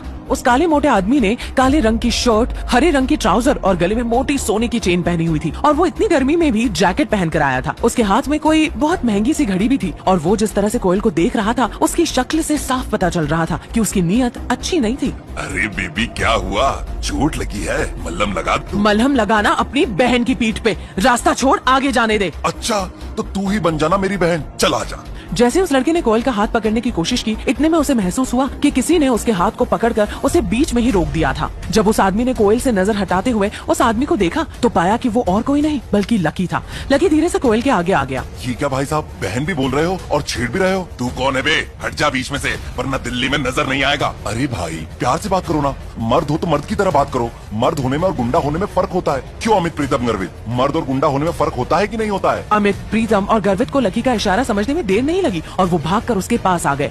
अब वो चारों लड़के उस अकेले आदमी को घेर कर खड़े हो गए थे। मुझे डराने की कोशिश कर रहा है? जिस दिन अकेला मिल गया ना, उस दिन मारते मारते लाल किले पर चढ़ा दूंगा। लकी उस आदमी की बात सुनकर मुस्कुराने लगा और फिर कोयल की ओर देखते हुए बोला, मैडम आप घर जा रही थी ना, रास्ते में पुलिस स्टेशन आए तो इन भाई साहब की रिपोर्ट लिखवा देना। सबूत की चिंता मत करना, होटल में सीसीटीवी लगा हुआ है, इसमें सब कुछ रिकॉर्ड हो चुका है। जाकर मैनेजर से पिछले 5 मिनट का फुटेज तेरे फोन में ट्रांसफर करवा ले और सोशल मीडिया पर वायरल कर दे। इन भैया को भी टैग कर लेना। भाई साहब आपका हैंडल नाम क्या है? गर्वित को मैनेजर के कमरे में जाते देख उस लड़के की हालत खराब हो गई। लड़की को छेड़ने से पहले उसने सोचा नहीं था कि यहाँ पर सीसीटीवी कैमरे भी लगे होंगे, इसलिए उस लड़के ने गुस्से से लकी को घूर कर देखा और फिर पैर पटक कर बाहर निकल गया। इधर लकी और उसके दोस्त उस लड़के को जाता देख हंसने लगे। कोयल के चेहरे पर भी मुस्कान तैर गई। उसका गुस्सा थोड़ा सा शांत होता दिखाई दे रहा था और उसने लकी की ओर देख कर कहा, थैंक्स। लकी बदले में कोयल की ओर देखकर मुस्कुरा दिया, लेकिन इसके बाद भी कोयल रुकी नहीं और वहाँ से निकल गई। लकी को लग रहा था कि शायद कोयल रुक जाएगी और सबके साथ खाना खा लेगी, लेकिन कोयल कोई ऐसी वैसी लड़की नहीं थी। एक बार जो वो डिसाइड कर लेती थी, उसके बाद चाहे उसका खुद का भी नुकसान हो, लेकिन वो काम करके ही रहती थी। उसके चले जाने के बाद सब लोगों ने खाना मंगवाया और थोड़ी बहुत बातचीत करते हुए खाना खत्म कर दिया। बिल भरने के बाद रोशनी अपनी सहेलियों के साथ चली गई और अमित अपने दोस्तों के साथ अपने रूम पर आ गया। अमित रोशनी से बात करने के लिए बाहर चला गया और बाकी सभी अपने अपने फोन पर लग गए। लकी भी फेसबुक पर डिम्पल का अकाउंट चेक कर रहा था। उसने लकी के साथ की सारी फोटोज और पोस्ट डिलीट कर दी थी और राहुल के साथ बहुत सारी फोटोज लगाई थी। लकी को दुखी देख प्रीतम ने उसका फोन छीन लिया। ओए लकी, क्या सारा टाइम फोन देखता रहता है? उसे देखना बंद कर यार। तू जानता है कि वो एक नंबर की लालची लड़की है। पैसे देखते ही उसकी जुबान लपलपाने लगती है। कितनी बेशर्म है यार ये डिम्पल। वो लोग बातें कर ही रहे थे कि इतने में अमित आ गया था। जैसे ही वो कमरे में घुसा तो सबने उसकी उतरी हुई शक्ल देखी। वो बहुत ही उदास नजर आ रहा था। क्या हुआ भाई? अमित ने लकी की बात का कोई जवाब नहीं दिया और कुर्सी पर आकर बैठ गया। सब लोग जो कि अपने अपने बिस्तर पर लेटे हुए थे, वो अमित की ऐसी उतरी हुई शक्ल देखकर फिर से बैठ गए। पता ना भाई क्या हुआ? स्पोर्ट्स अथॉरिटी ने फिर से तेरे साथ कोई गेम कर दिया क्या? नहीं कोयल को कुछ हो गया है। पर हुआ क्या है भाई? आज दोपहर में तो बिल्कुल ठीक लग रही थी। आज कोयल को जो आदमी छेड़ रहा था, कोयल ने उसके खिलाफ पुलिस में शिकायत कर दी। और पता है कि वो आदमी कौन था? कौन था? वो मोहित रायजादा था। उसके पिता लायन ग्रुप ऑफ कंपनीज के मालिक है और वो लायन ग्रुप का आने वाला सीईओ है। Lion group? प्रीतम ने अभी जो सुना था उस पर विश्वास ही नहीं कर पा रहा था, इसलिए चौंक कर उसने अपने कानों को 2-3 बार खुजाया। भाई लायन ग्रुप तो दिल्ली की 10 सबसे बड़ी फर्मों में आता है ना। अरे यार ये तो कोयल ने बड़ी मुसीबत मोल ले ली। जब लकी ने उसे शांत करवा ही दिया था तो फिर उसे पुलिस में जाने की क्या जरूरत थी? हाँ लेकिन गर्वित यार, कोयल भी तो किसी बड़े परिवार की ही बेटी है। भाई उसके पिता का अकाउंट अगर न्यू सिटी बैंक में है तो वो भी तो पावरफुल होगी ना। हाँ भाई वो तो है, लेकिन लायन ग्रुप के आगे कोयल के पापा की कोई औकात नहीं। और मैंने तो ये भी सुना है कि लायन ग्रुप और कोयल ग्रुप ऑफ कंपनीज के बीच में कुछ प्रोजेक्ट्स पर पार्टनरशिप चल रही थी। लायन ग्रुप ने कोयल ग्रुप को कुछ काम दिलवाया हुआ था और अब वहाँ से कोयल के पिता के पास में एक लेटर आया है कि वो उनकी सारी पार्टनरशिप को खत्म कर रहे हैं और साथ ही आगे से वो उनके साथ कोई भी काम नहीं करेंगे। ये सुनते ही भाई कोयल के पापा सख्ते में आ गए। उन्हें बस हार्ट अटैक नहीं आया, वरना वो आज हमारे बीच में नहीं होते। इससे पहले कि लकी कुछ सोच पाता, अमित का फोन बजने लगा था। रोशनी का फोन देखकर अमित के दिल की धड़कन तेज हो गई। वो समझ गया कि जरूर कोई बात है। उसने अपने दोस्तों को देखा और फिर रोशनी का फोन उठाया। हाँ बीबी ठीक है, मैं अभी आता हूँ। अमित ने फोन रख दिया। सभी लोग पहले ही बहुत परेशान थे और इस फोन के आ जाने के बाद उनके दिल की धड़कन और भी तेज हो गई थी। क्या हुआ अमित? यार लकी, कोयल को उसके पिता ने अभी थोड़ी देर पहले फोन किया था। वो कह रहे थे कि भले ही गलती मोहित की थी, लेकिन फिर भी कोयल को ही उसके सामने झुकना पड़ेगा। सामने वालों ने ये शर्त रखी है कि वो इस मामले को तभी रफा दफा करेंगे जब कोयल एक रात के लिए मोहित के साथ। अमित को आगे की बात कहने में काफी शर्म महसूस हो रही थी। लकी ने सोचा भी नहीं था कि मोहित इस हद तक नीचे गिर जाएगा। लकी ने अपना सिर पकड़ रखा था और उसे कहा, अच्छा अगर कोयल मना कर दे तो? वो मना नहीं कर सकती। यार मोहित का बाप क्रांति रायजादा बहुत ही खतरनाक आदमी है। जो भी उससे उलझने की कोशिश करता है वो उसे इतनी आसानी से नहीं छोड़ता। उसके ऊपर ना जाने कितने मर्डर के चार्जेस भी लगे हुए हैं, पर फिर भी वो आराम से बाहर घूम रहा है। और अगर उसे कोयल ने मना कर दिया तो उसके पापा की कंपनी रातों रात बिक जाएगी और उनका पूरा परिवार सड़क पर आ जाएगा। सिर्फ इसलिए कि कोयल एक लड़की है, उसे इतना कुछ फेस करना पड़ेगा। पर ये तो कोई बात नहीं हुई। उसके पापा ने बोलने से पहले एक भी बार सोचा नहीं। यार कोई बाप अपनी बेटी के साथ ऐसा कैसे कर सकता है? अरे ये बड़े लोग होते ही ऐसे हैं। इन्हें अपनी फैमिली से ज्यादा अपना बिजनेस प्यारा होता है। मेरे हिसाब से अब और बातें करने से कोई फायदा नहीं है। हमें अभी के अभी रोशनी के हॉस्टल चलना चाहिए और कोयल को बचाने के लिए कोई तरकीब निकालनी चाहिए। अमित और बाकी लोगों को भी लकी की बात ठीक लगी और सब लोग 5 मिनट में रोशनी के हॉस्टल रूम पर पहुंच गए। अमित ने अंदर दाखिल होते ही रोशनी से पूछा, कैसी है वो? कोयल के पिता ने कोयल की गलती ना होने के बाद भी उसे बहुत डांटा और खूब सुनाया। वो पिछले 3 घंटे से बैठकर रो रही है और फिर भी उसके पिता यही चाहते हैं कि वो आज रात मोहित के ही साथ बिताए। ये किस तरह का बाप है यार? मुझे लगता है कि उसके पिता भी बहुत बड़ी मजबूरी में फंस गए हैं। कंपनी उनकी अकेले की नहीं है, बल्कि उनमें 7-8 पार्टनर्स हैं और वो सब उसके पापा को धमकी दे रहे हैं कि अगर उसके पापा ने कोयल को नहीं भेजा तो वो उन्हें और उनकी बेटी को जान से मार देंगे। उसके पापा ने मुझे भी फोन किया था और बोले कि तुम कोयल का ध्यान रखना। वो इस दौरान कोई ना कोई रास्ता निकालने की कोशिश कर रहे हैं ताकि कोयल को इन सब चीजों से बाहर निकाल सके।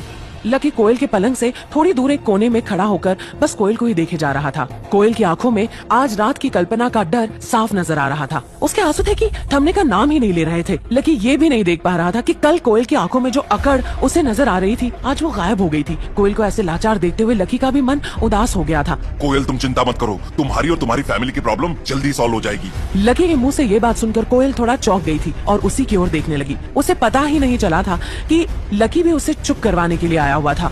तुम भी आए हो? जवाब में लकी ने हाँ में गर्दन हिला दी। रोशनी ने लकी की ओर से जवाब देते हुए कहा, कोयल लकी भी तुम्हारी मदद करने के लिए यहाँ आया है। उसे भी तुम्हारी उतनी ही चिंता है जितनी की हमें है। अच्छा, इसे भी है चिंता? अगर कल ये वहाँ नहीं आता ना तो मुझे वहाँ से उठकर नहीं जाना पड़ता। ना मैं वहाँ से उठकर जाती और ना ही मैं जल्दबाजी में उस मोहित से टकराती। अगर मैं मोहित से टकराती ही नहीं और ये बीच में आकर हीरो नहीं बनता तो बताओ क्या ये सब होता? बोलो। कोयल लकी की ओर देखते हुए अपने पलंग पर उठकर खड़ी हुई और लकी की ओर चिल्लाते हुए बोली, निकलो अभी के अभी मेरे कमरे में से बाहर निकलो, निकलो अभी। कोयल ये तुम्हें क्या हो गया है? एक तो बेचारा तुम्हारी मदद करने के लिए यहाँ आया हुआ है और तुम हो कि उसी के ऊपर बरस रही हो। कल को अगर ये नहीं होता तो वो मोहित तुम्हारे साथ होटल में बदतमीजी करता, तब तुम क्या कर लेती? रोशनी को समझ नहीं आ रहा था कि आखिर कोयल अपने गुस्से का शिकार लकी को क्यों बना रही थी। जब रोशनी और कोयल के बीच में ये सब बातें चल रही थी ने लकी चुपचाप दरवाजे की ओर बढ़ने लगा। अमित ने लकी को एक कोने में ले जाकर समझाते हुए कहा, अरे रुको लकी, तुम्हें जाने की जरूरत नहीं है।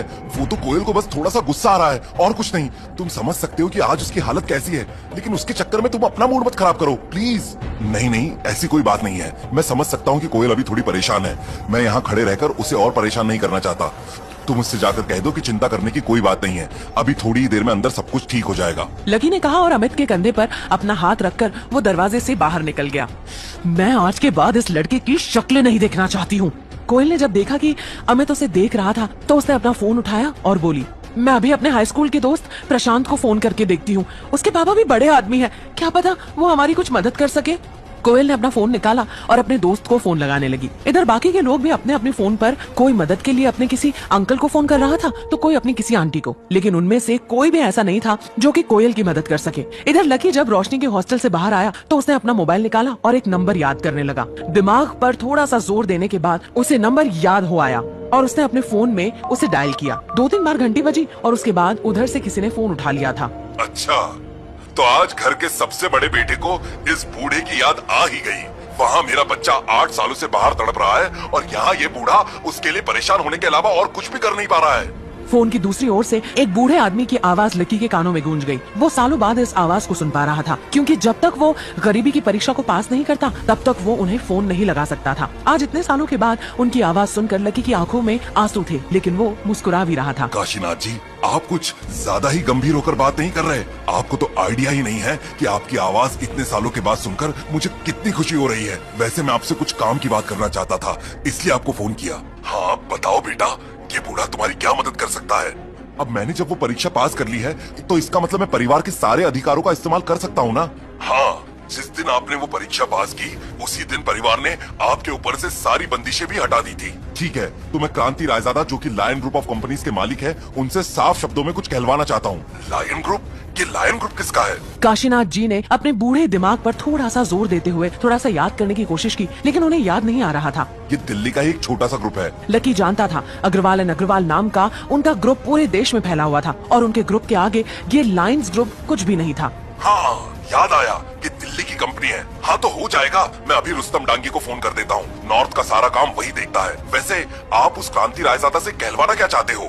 उनसे ये कहना है कि कोयल ग्रुप के अगेंस्ट वो जो भी एक्शन लेने का सोच रहे हैं उसे वो अभी के अभी रद्द कर दे। ठीक है, समझ गया। आप चिंता मत कीजिए, अभी आधे घंटे के अंदर आपका काम हो जाएगा। एक तरफ लकी की बात सुनते ही काशीनाथ जी ने रुस्तम डांगी को फोन लगा दिया था, और दूसरी तरफ कोयल के दोस्त प्रशांत ने भी उसकी मदद करने की ठान ली थी। प्रशांत के कहने पर उसके पिता जयेश ने कोयल की मदद करने के लिए हाँ कर दी थी, क्योंकि Delhi trade and merchant union के अध्यक्ष चेतन मित्तल उनके स्कूल के खास दोस्त थे। अगर चेतन मित्तल ने इस मामले में क्रांति रायजादा को फोन भी कर दिया तो कोयल की सारी मुश्किल एक ही बार में हल हो जाती। इस वक्त चेतन मित्तल अपनी कंपनी में किसी विदेशी क्लाइंट के साथ एक डील साइन करने में जुटे हुए थे।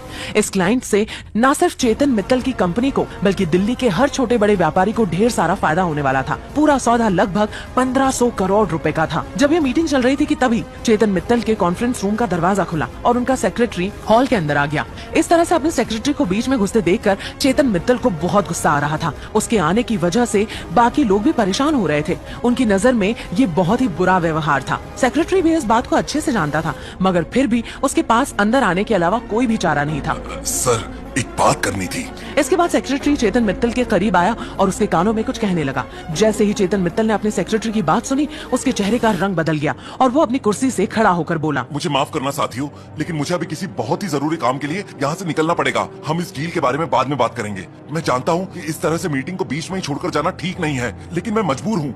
सॉरी चेतन जी, अगर आप इस तरह से डील के नेगोशिएशन के बीच में उठकर चले जाएंगे तो फिर आगे इस बारे में आपसे और कोई बात नहीं करना चाहेंगे। देखिए, आपका कहना ठीक है, लेकिन फिर भी इस वक्त मुझे जाना पड़ेगा, आगे जैसा आप लोगों को ठीक लगे। इतना कहकर चेतन बाहर निकल गया। उसके सेक्रेटरी ने उसके कान में ये कहा था कि उसे अभी अभी रुस्तम डांगी का फोन आया था। उसने लाइन ग्रुप और कोयल ग्रुप के बीच में जो विवाद था उसे सुलझाने के लिए चेतन मित्तल को याद किया था। चेतन मित्तल के लिए 1500 करोड़ से ज्यादा रुस्तम डांगी का फोन था। वो एक बार के लिए अपने धंधे में नुकसान झेल सकता था, लेकिन वो रुस्तम डांगी की नाराजगी किसी भी कीमत पर नहीं झेल सकता था। अगर ऐसा होता तो ना सिर्फ उससे पैसों का नुकसान होता, बल्कि उसकी पूरी कंपनी और अध्यक्ष होने की उसकी जो छवि थी वो छवि एक ही बार में धूमिल हो जाती। जब चेतन मित्तल बाहर आकर अपनी गाड़ी की ओर बढ़ रहा था, ठीक उसी वक्त प्रशांत के पिता जयेश भी चेतन के दफ्तर में पहुंच चुके थे। चेतन भाई? जयेश को इस बात का पूरा भरोसा था कि चेतन उनकी इस मामले में कुछ मदद कर सकता था, लेकिन चेतन ने उसकी तरफ मुड़कर भी नहीं देखा और ना ही उसकी बात को सुना। वो दरवाजे से सीधा बाहर निकल गया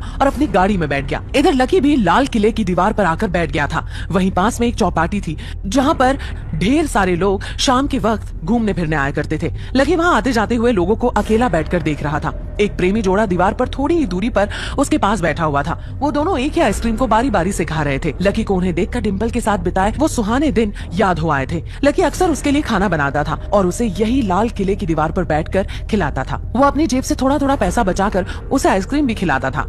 डिम्पल के साथ गुजरा उसका वक्त इतनी जल्दी गुजर जाएगा, इस बात की उम्मीद लकी को कभी भी नहीं थी। भले ही उसे अपने आप पर यह शक था कि वो परीक्षा को पास कर पाएगा या नहीं, लेकिन उसे कभी ये शक नहीं था कि वो और डिम्पल एक दूसरे से अलग हो जाएंगे। उन दोनों ने इस दीवार पर बैठकर कितने सारे वादे किए थे। कितनी ही बार डिम्पल अपना सिर उसकी गोदी में रखकर यहाँ से लाल किले की मीनार को देखा करती थी। लकी को उम्मीद नहीं थी कि डिम्पल रातों रात इतनी बदल जाएगी। डिम्पल उसके लिए उस मीनार जैसी हो गई थी जिसे वो अब सिर्फ देख सकता था, छू नहीं सकता था। जब लकी अपने इन्हीं सब ख्यालों में खोया हुआ था, तभी उसका फोन बजा। फोन की दूसरी तरफ काशीनाथ जी थे। बेटा, रुस्तम डांगी का भी फोन आया था। उसने कहा है कि चिंता करने की कोई जरूरत नहीं है, मामला निपट चुका है। अच्छा ठीक है, लकी ने कहा और फिर अपना फोन रख दिया। लकी के परिवार की पहुंच बहुत दूर दूर तक थी। अभी 1 घंटे पहले ही उसने काशीनाथ जी को फोन किया था और इतनी सी देर में उसका काम भी हो गया था। लेकिन उसे पता था कि कोयल तक ये बात पहुंचने में थोड़ा सा वक्त लगने वाला था। ठीक इसी वक्त कोयल के कमरे में परेशानी में घूम रहे थे। कोयल ने देखा कि सूरज ढलने लगा था और जल्द ही रात होने वाली थी। उसे लग रहा था कि मोहित रायजादा कभी भी उसे लेने के लिए अपने आदमी वहाँ भेज सकता था। बाकी लोगों को भी यही डर सता रहा था। कोयल ने अचानक ही चिल्लाते हुए कहा, नहीं, मुझे नहीं जाना, मुझे बचा लो, मुझे नहीं जाना। तो चिंता मत कर कोयल, कोई ना कोई रास्ता निकल जाएगा। हालांकि रोशनी को भी यही लग रहा था कि कोयल के पास मोहित रायजादा के पास जाने के अलावा और कोई रास्ता नहीं था। सब लोग फोन कर करके हिम्मत हार गए थे। किसी के पास अब कोई कांटेक्ट नहीं बचा था कि अचानक कोयल के फोन पर उसके पिताजी का फोन आया। कोयल ने उठाया। उधर से उसके पिताजी ने न जाने क्या कहा, जिस पर कोयल का मुंह खुला का खुला रह गया। व्हाट? पापा, मुझे पता है कि किसने मुझे उस मोहित रायजादा जैसे हैवान से बचाया है। अभी मैं उसे कॉल करके थैंक्स बोलती हूँ और फिर सारे दोस्तों को पार्टी भी दूंगी। ठीक है बेटा, और साथ में तुम अपने दोस्त से ये भी कहना कि मैं उसका ये एहसान जिंदगी भर नहीं भूलने वाला हूँ। आगे फ्यूचर में मैं उसके लिए वो सब करूँगा जो मेरे बस में होगा। हाँ ठीक है, मैं बोल दूंगी। चलो अभी मैं फोन रखती हूँ, बाय। जैसे ही कोयल फोन काटने वाली थी तभी उसके पिता ने फिर से कहा, अरे 1 सेकंड रुको, मुझे तो लगता है जिस आदमी ने हमारी मदद की है उसका जुड़ाव ट्रेड यूनियन के अध्यक्ष चेतन मित्तल के साथ जरूर होगा। इस मसले को चेतन मित्तल के अलावा और कोई सॉल्व नहीं कर सकता था, और जो आदमी चेतन मित्तल तक पहुंच सकता है वो कोई छोटा मोटा आदमी तो नहीं हो सकता। तो बेटा, ऐसे इंसान से दोस्ती बनाए रखना। कोयल ने उनकी बात का कोई जवाब नहीं दिया और फोन काट दिया।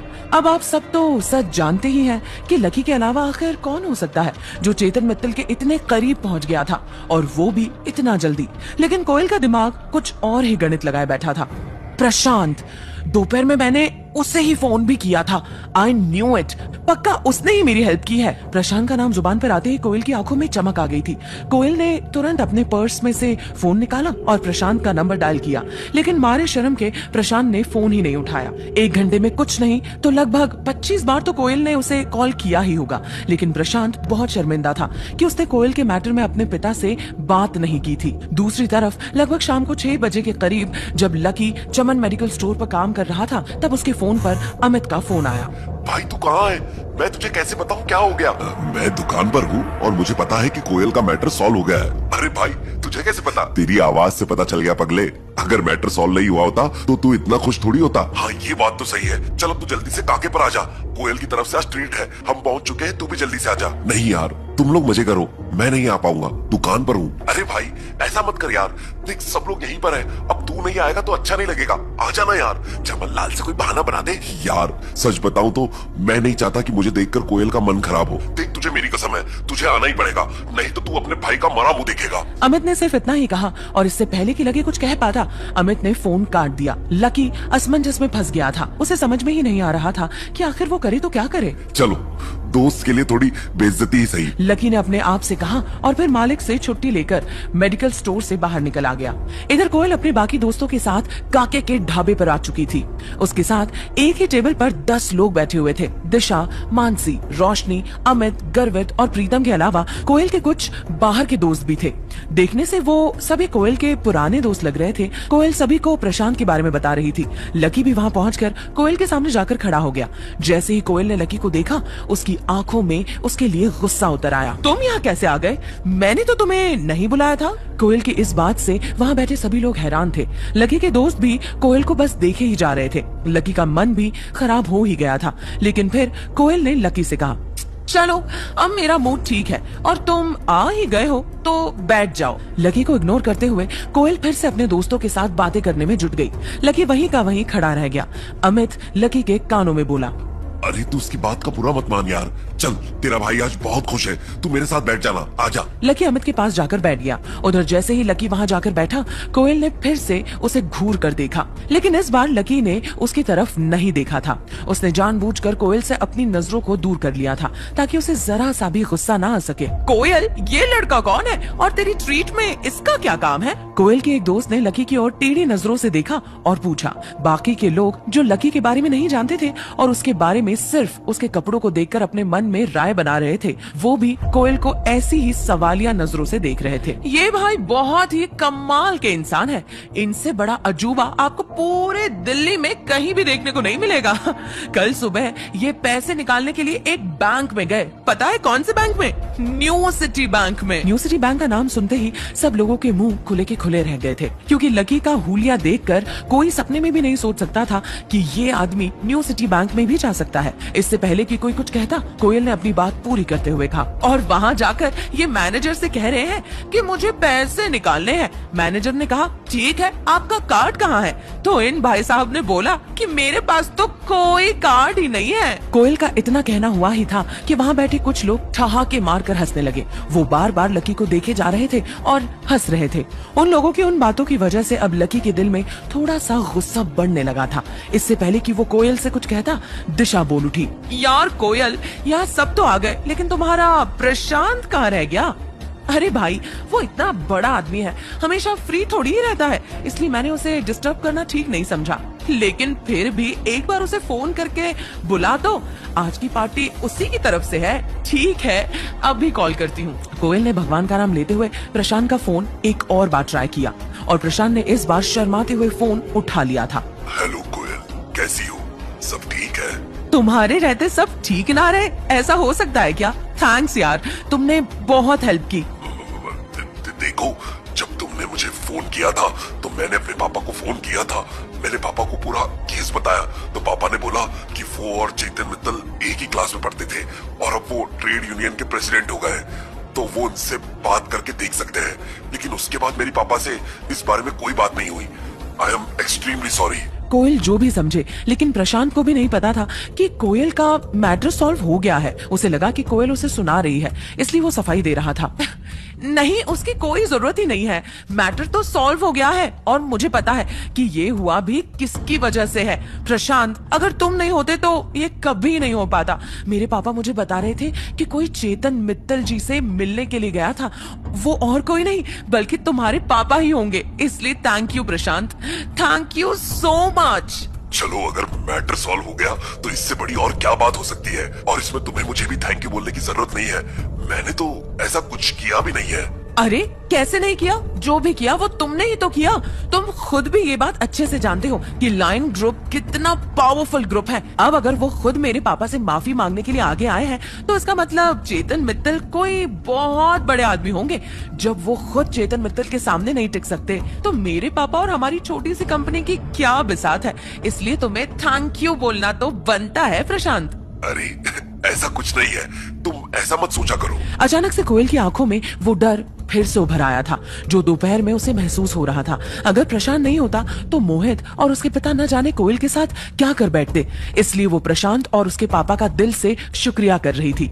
उसकी आंखें फोन पर बात करते करते भर आई थी। दूसरी तरफ जब कोयल के मुंह से बाकी के लोगों ने चेतन मित्तल का नाम सुना तो उनकी आंखें खुली की खुली ही रह गई। वो प्रशांत को जानते तो नहीं थे, लेकिन वो समझ गए थे कि अगर उसके पिता की दोस्ती चेतन मित्तल के साथ में थी तो वो जरूर कोई बड़ा आदमी ही था। कोयल का कोई इतना अच्छा दोस्त भी था, इस बात की जानकारी ज्यादा लोगों को नहीं थी। और जैसे ही उन्हें उसके बारे में पता चला, उनका कोयल से जल जाना लाजमी था। एक काम करो ना प्रशांत, तुम सीधे यूनिवर्सिटी के पास काके पर आ जाओ, वहाँ हम सारे दोस्त बैठे हुए हैं। तुम आओ तो मैं तुम्हें पर्सनली थैंक यू भी बोल दूंगी और साथ ही तुम्हें एक बढ़िया सी ट्रीट भी दूंगी। अच्छा, ऐसी बात है, चलो ठीक है, मैं थोड़ी देर में आता हूँ। प्रशांत ने भी उसके ऑफर पर हाँ कर दी और उसकी हाँ सुनते ही कोयल का मन और ज्यादा खुश हो गया। उसकी मुस्कान उसके चेहरे पर ऐसे चिपक गई थी जैसे मधुमक्खी अपने छत्ते से चिपकती है। इधर फोन रखने के बाद प्रशांत भी अपने आप को शीशे में निहार रहा था। कोयल की बात सुनकर उसकी छाती चौड़ी हो गई थी। लाइन ग्रुप को मात देना इतने छोटे से लड़के के लिए एक बहुत ही बड़ी बात थी और वो जानता था कि वो इस किस्से को सुनाकर अपने दोस्तों से कितनी वाहवाही लूट सकता था। ढेर सारी लड़कियां उस पर मार मिट सकती थी और उसके दुश्मन उससे नजर मिलाने की भी हिम्मत खो देने वाले थे। प्रशांत ने गहरे नीले रंग की शर्ट और हल्के नीले रंग की जीन्स पहन ली थी। उसके नीचे उसने अपने पसंदीदा लेदर के जूते पहने और फिर एक बढ़िया सा परफ्यूम लगाकर घर से बाहर आ गया था। अपने बुलेट पर बैठने के लगभग 20 मिनट बाद ही वो यूनिवर्सिटी के पास काके पर पहुंच गया था। जैसे ही वो नीचे उतरा तो कोयल ने उसकी ओर जोर से हाथ हिलाया और वो अपनी जगह पर से खड़ी भी हो गई। उधर प्रशांत ने भी कोयल की ओर देखकर हाथ हिलाया और फिर उसके आसपास बैठे लोगों के चेहरे देखने लगा। उनकी आंखों में उसके लिए जलन साफ नजर आ रही थी। उन लोगों को ऐसे सुलगता हुआ देख उसे और भी सुकून मिल रहा था। वो भी इसी यूनिवर्सिटी में पढ़ता था, लेकिन उसका कॉलेज दूसरा था। प्रशांत की लंबाई लगभग 6 फीट की थी। उसका बदन हल्का सा भरा हुआ और उसके बाल थोड़े बिखरे हुए थे। उसके चेहरे पर गर्मी की वजह से हल्का सा पसीना जम गया था। प्रशांत! कोयल जितनी खुशी के साथ हो सकती थी उतनी खुशी के साथ बोली और फिर उसके गले लग गई। इसके बाद उसने प्रशांत का हाथ पकड़ा और कहा, सबसे पहले तो तुम्हारा बहुत बहुत बहुत बहुत सारा शुक्रिया कि तुम इतने मुश्किल टाइम में ना सिर्फ मेरे साथ खड़े रहे बल्कि मुझे सेफली बाहर भी निकाला। मैं सच बता रही हूँ कि ना तो मैं और ना ही मेरे पापा कभी इस चीज को अपनी लाइफ में भूलेंगे। And trust me, we are there for you. जब भी तुम्हें जरूरत लगे तुम्हारी फ्रेंड तुमसे सिर्फ एक फोन कॉल की दूरी पर है। कोयल ने हंसते हुए कहा और प्रशांत के हाथ को अपने हाथों में हल्के से दबा दिया। लकी ने ये दृश्य देखा तो उसके चेहरे पर मुस्कान तैर गई। उसे इस विडंबना पर हंसी आ रही थी, लेकिन वो चुप रहा। उधर जैसे ही कोयल ने प्रशांत का हाथ दबाया तो प्रशांत उसके हाथ की तरफ देखने लगा। अब की बार उसने कोयल का हाथ थामा और चमकती हुई आंखों से उसकी ओर देखने लगा। उसकी आंखें कोयल की आंखों पर से हटने का नाम ही नहीं ले रही थी। उसने मुस्कुराते हुए कहा, कोयल बस करो, और कितनी बार थैंक यू बोलोगी? मेरे लिए ये सब करना कोई बड़ी बात नहीं थी, और फिर जब बात तुम्हारी थी तो मैं अपनी जान पर भी खेलने के लिए रेडी था। कोयल को प्रशांत की इस बात पर शर्म आ गई थी। वो थोड़ा सा हंसी और फिर शर्मा कर नीचे की ओर देखने लगी। इसके बाद वो और एक बार प्रशांत से गले मिली और उसे अपने साथ टेबल पर ले आई। जैसे ही सबने प्रशांत को टेबल की ओर आते देखा तो न चाहते हुए भी सब अपनी अपनी जगह पर से खड़े हो गए। प्रशांत का ऑरा ही ऐसा था कि वो लोग अपने आप को रोक ही नहीं पाए। सब लोगों ने अपने कांटे और चम्मच छोड़ दी थी सिवाय लकी के। उसने प्रशांत की ओर बस एक बार देखा, थोड़ा सा मुस्कुराया और फिर से अपनी प्लेट की ओर देखने लगा। अमित और गर्वित उसे खड़े होने का इशारा भी कर रहे थे, लेकिन वो खड़ा नहीं हुआ। कोयल को पहले ही लकी के ऊपर बहुत गुस्सा आ रहा था और जब उसने ऐसी हरकत की तब तो वो उसके ऊपर फट पड़ने के लिए तैयार ही हो गई थी। लेकिन फिर उसने एक गहरी सांस ली और अपने आप को शांत कर लिया। वो प्रशांत के सामने अपना वैसा रूप दिखाकर अपना इंप्रेशन खराब नहीं करना चाहती थी। अरे आप सब लोग मुझे देखकर खड़े क्यों हो गए? मैं यूनिवर्सिटी का प्रेसिडेंट थोड़ी हूँ। आप लोग बैठ सकते हैं प्लीज। प्रशांत ने भी मिलती हुई इज्जत के सामने कुछ ज्यादा ही बड़प्पन दिखाते हुए कहा। जैसे ही प्रशांत ने ये कहा बाकी सभी लोग बैठ गए। उसकी बात सुनकर ही लोगों को ऐसा लग रहा था कि वो सच में कोई बड़ा आदमी था। लकी को मन ही मन हंसी आ रही थी। एक तरफ वो था जिसे अपने हिस्से की इज्जत नहीं मिल रही थी और दूसरी तरफ ये था जो दूसरे की शादी में खुद दूल्हा बना घूम रहा था। आओ तुम मेरे साथ बैठो। कोयल ने फिर से प्रशांत का हाथ पकड़ने का एक बहाना ढूंढते हुए कहा और उसे अपने साथ अपने वाले स्टूल पर ले गई। वैसे तो वो स्टूल 2 लोगों के हिसाब से ही बना था, लेकिन क्योंकि प्रशांत काफी हट्टा कट्टा और बड़े से डील डॉल वाला आदमी था, इसलिए उस एक स्टूल पर सिर्फ वही बैठ सकता था। अब उसके बैठ जाने के बाद कोयल के लिए जगह नहीं बची थी। अरे बाकी लोग थोड़ा थोड़ा सरको। रोशनी के कहते ही सब लोग थोड़ी थोड़ी जगह भी बनाने लगे। सब लोग पहले ही काफी चिपक कर बैठे हुए थे, इसलिए उनके खिसकने का कोई फायदा नहीं हुआ था। अब कोयल और प्रशांत को काफी फंसा हुआ महसूस हो रहा था। इस बीच लकी चुपचाप अपना खाना खा रहा था। जैसे ही कोयल ने उसे देखा तुरंत उसके दिमाग में एक ख्याल आया। उसने लकी की ओर देखते हुए कहा, लकी। जैसे ही लकी ने अपनी नजर उठाई तो उसने देखा कि कोयल उसे घिन भरी नजरों से देख रही थी। उसकी आंखों को देखकर लकी ने पहले ही अपना कांटा रोक लिया था। वो कोयल का मुंह खुलने का इंतजार कर रहा था। इधर अमित और रोशनी भी एक दूसरे की ओर देख रहे थे और इससे पहले कि रोशनी कोयल से कुछ कह पाती, कोयल ने लकी से कहा, मेरे हिसाब से तो अब तुम फ्री हो गए हो ना? वैसे भी तुम इनवाइटेड तो थे ही नहीं और उसके बाद भी तुम काफी कुछ खा चुके हो। फिर भी अगर तुम्हें और भूख हो तो मैं तुम्हारे लिए कुछ पैक करवा देती हूँ। तुम अपने रूम पर जाओ और वहां जाकर आराम से खा लेना। कोयल की बातें तो बहुत कड़वी थी, लेकिन वो इतना मुस्कुराकर ये सब कह रही थी कि लोग समझ ही नहीं पा रहे थे कि वो लकी की बेइज्जती कर रही थी। रोशनी और अमित को बुरा तो बहुत लग रहा था, लेकिन वो भी इस सब में कुछ नहीं कर सकते थे। बाकी लोग जो अभी तक हंस रहे थे, बोल रहे थे, वो भी लकी को देखकर खामोश हो गए थे। कोयल की ऐसी बात सुनकर लकी का चेहरा उतर गया था। उसे इस बात का पछतावा हो रहा था कि आखिर उसने इस लड़की की मदद की ही क्यों थी। वो चाहता तो अभी 1 मिनट के अंदर इस पूरे खेल को अपनी सिर्फ एक चाल से पलट सकता था, लेकिन वो बाकी लोगों की तरह शो ऑफ नहीं करना चाहता था। इतने साल इतनी गरीबी देखने के बाद अब वो समझ गया था कि सादगी से बड़ी कोई पूंजी नहीं थी। कोयल ने वो दिन नहीं देखे थे जिन्हें लकी अभी जी कर आ रहा था, इसलिए कुछ पलों के गुस्से के बाद लकी के चेहरे पर मुस्कान आ गई थी। लकी ने अपना सिर हाँ में हिलाया और अपना कांटा प्लेट पर रखकर टिश्यू से अपने हाथ पोंछकर वहां से उठकर बाहर जाने लगा। लकी के लिए ये किसी जहर के घूंट से कम नहीं था, लेकिन इसमें गलती कोयल की भी नहीं थी। जो दिखता है वो ही बिकता है। आदमी की वैल्यू नहीं है, उसके कपड़ों की है। लकी को अपने परिवार के बड़े लोगों की कही एक एक बात याद आ रही थी और उन्हीं के कहे के हिसाब से वो इतना रईस होने के बाद भी इतनी सादगी का जीवन बिता रहा था। लकी रात के अंधेरे भरे आसमान को देखता हुआ आगे बढ़ता जा रहा था। आसमान में ढेर सारे तारे थे, लेकिन उन तारों को देखकर लकी और उदास हो गया था। यूनिवर्सिटी की पास की चौपाटी से होते हुए जब लकी गुजर रहा था तो उसने देखा कि ढेर सारे लड़के और लड़कियां वहां खा पी रहे थे और मजे कर रहे थे। रात के अंधेरे में भी वो गली जगमगा रही थी। थोड़ी ही दूरी पर उस पानी पूरी वाले का ठेला भी खड़ा था, जहाँ से अक्सर लकी और डिम्पल पानी पूरी खाया करते थे। लकी ने जब उसे देखा तो उसका मन और भी उदास हो गया। वहाँ पर एक लड़का अपनी गर्लफ्रेंड को अपने हाथ से पानी पूरी खिला रहा था। लकी ने उन दोनों को देखा तो उसे अपनी और डिम्पल की याद आ गई। वो भी उसी जगह पर उसी तरह से खड़ा होकर डिम्पल को पानी पूरी खिलाया करता था। उस ठेले को देखकर उसका दिल भारी हो आया था। उसे भूख लग रही थी और उसने सोचा कि क्यों ना पानी पूरी ही खाई जाए। लाओ भैया एक प्लेट देना। अरे लकी भैया आज अकेले अकेले, भाभी कहाँ है? पानी पूरी वाले की बात सुनकर लकी का मुंह और उतर गया। लकी से इस बात का कोई जवाब देते ही नहीं बन रहा था। पानी पूरी वाला भी समझ गया था कि उसने गलत तार छेड़ दिया था। उसने एक पूरी बनाई और लकी के दोने में रख दी। लकी ने उसे उठाया और अपने होठों तक लेकर आया ही था कि वापस रखकर प्लेट फेंक दिया। अरे लकी भैया क्या हुआ? मच्छर गिर गया क्या? नहीं, बस मन नहीं है। लकी वहाँ से निकल गया। जब वो अपने कमरे की ओर जा रहा था तब अचानक से जोरदार बादल गरजने लगे और बारिश होने लगी। लकी भागा भागा आया और अपने कमरे में घुस गया। पलंग पर लेटकर वो अभी भी डिम्पल को ही याद कर रहा था। एक बार फिर से बात करके देखूं। लकी ने डिम्पल को फोन लगाने के लिए फोन उठाया ही था कि इतने में उसके फोन पर काशीनाथ जी का फोन आ गया। लकी ने जैसे ही उनका नाम देखा सबसे पहले उसने कमरे का दरवाजा और खिड़कियां बंद कर दी। वो नहीं चाहता था कि उसकी और काशीनाथ जी की बातें कोई भी सुने। जी काशीनाथ जी बोलिए। लकी बाबा मैंने आपको डिस्टर्ब तो नहीं किया? नहीं काशीनाथ जी कहिए क्या बात है? लकी बाबा रुस्तम डांगी का फोन आया था।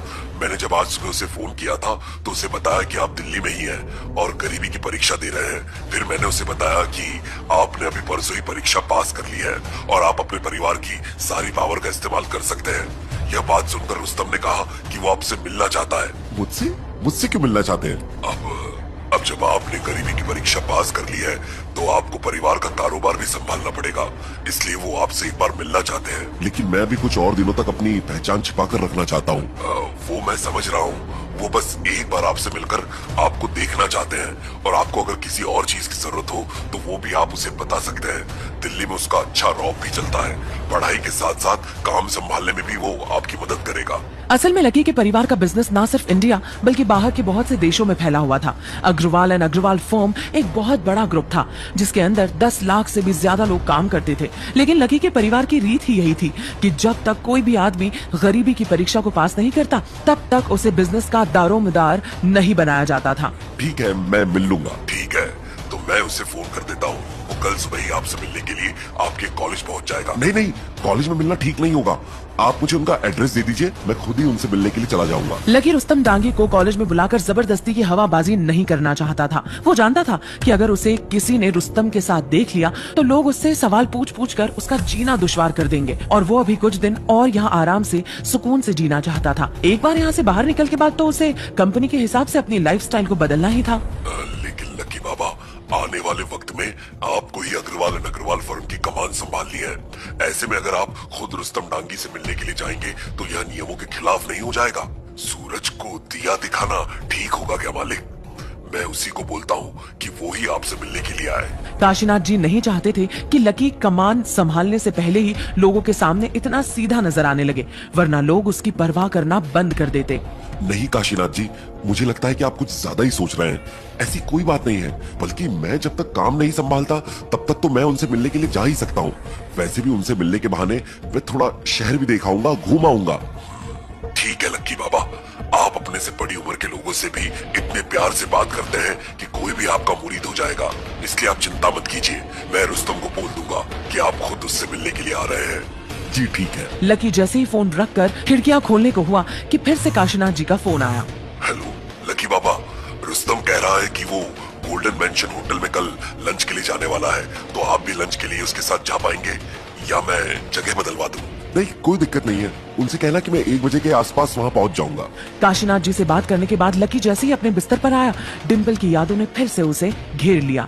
आज कहने को उसके पास सब कुछ था, वो डिम्पल को वो सब कुछ दे सकता था जो वो उससे चाहती थी, लेकिन फिर भी डिम्पल उसके साथ नहीं थी। लकी को अपने लिए नहीं बल्कि डिम्पल के लिए बुरा लग रहा था। वो सोच रहा था कि अगर उसने गरीबी की परीक्षा को कुछ दिन पहले ही पास कर लिया होता तो आज शायद डिम्पल उसके साथ होती। उसने फिर से अपना फोन उठाया और डिम्पल का नंबर निकालने लगा। लेकिन मैं उससे कहूंगा क्या? जब काफी देर तक लकी को कोई जवाब नहीं मिला तो उसने फोन को वापस रखा और लेट गया।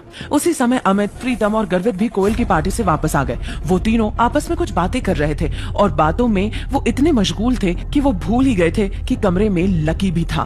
यार ये प्रशांत तो 1 नंबर का गधा आदमी निकला। खाना खाने के बाद उसे गाना गाने की क्या जरूरत थी? साले ने पूरे खाने का टेस्ट ही खराब कर दिया। हाँ, और लाड साहब यहाँ तक भी नहीं माने। भाई पता है कि बारिश हो रही है तो मत जाओ ना, लेकिन इतनी बारिश में कोयल को पीछे बैठाकर पूरे दिल्ली में अपनी बुलेट से फटाके फोड़ने हैं, हद है। हाँ हाँ ठीक है, अब और कितनी गालियां दोगे उसे? पूरे रास्ते इतनी गालियां दी, पेट नहीं भरा। उधर देखो लकी सो रहा है, इसलिए उसे परेशान मत करो। अरे यार जाग रहा हूँ, तुम लोगों की बातें सुन रहा था। ठीक है भाई लोग, तुम लोग बातें करो, मैं नहाने जा रहा हूँ। अमित अपना तौलिया लेकर नहाने चला गया। प्रीतम और गर्वित थोड़ी देर सुस्ताने के बाद अपने अपने फोन निकालकर सोशल साइट पर सर्फिंग करने लगे। जैसे ही गर्वित ने अपना सोशल मीडिया हैंडल खोला, वो खुशी के मारे जोरों से उछल पड़ा। अरे भाई लोग, अंजलि लाइव आ रही है, जल्दी जल्दी आओ और लॉगिन मारो। गर्वित अंजलि को बहुत पसंद करता था। वो उसी की क्लास में पढ़ती थी और आए दिन वो लाइव आ जाती थी। जिस ऐप पर वो लाइव आती थी उस पर लड़के उसे अलग अलग इमोजी भेजते थे, पर इमोजी भेजने के कुछ पैसे लगते थे। क्योंकि अंजलि बहुत खूबसूरत थी और किसी का भी मन मोह लेती थी, इसलिए लड़के दिल खोलकर उसे इमोजी भेजते थे। हर इमोजी की कीमत अलग थी। यह इमोजी अंजलि को गिफ्ट में मिलते थे और बाद में वो इसे कैश में बदलवा लेती थी। इस पूरे ऐप की और एक खास बात ये थी कि इसमें सबके नाम वो नहीं होते थे जो उनके असली नाम थे। सब लोगों ने अपने अपने हैंडल अलग नाम से बना रखे थे। जब लकी को लगा कि उसके पास भी करने के लिए कुछ खास नहीं था तो उसने भी अंजलि के लाइव में अपने आप को जोड़ने का सोच लिया। उसे अंजलि से कोई लेना देना नहीं था, वो तो बस इसलिए जुड़ गया था कि बस एक बार वो अंजलि की रूममेट डिम्पल को देख ले। वो ये देखना चाह रहा था कि क्या डिम्पल को उसकी जरा सी भी याद आ रही थी या आज क्लास में उसने जो ड्रामा किया था वो ड्रामा नहीं बल्कि सच्चाई थी। इस वक्त तक उसके लाइव में 30 लोग जुड़ गए थे और वो सारे ही उसके क्लासमेट्स थे।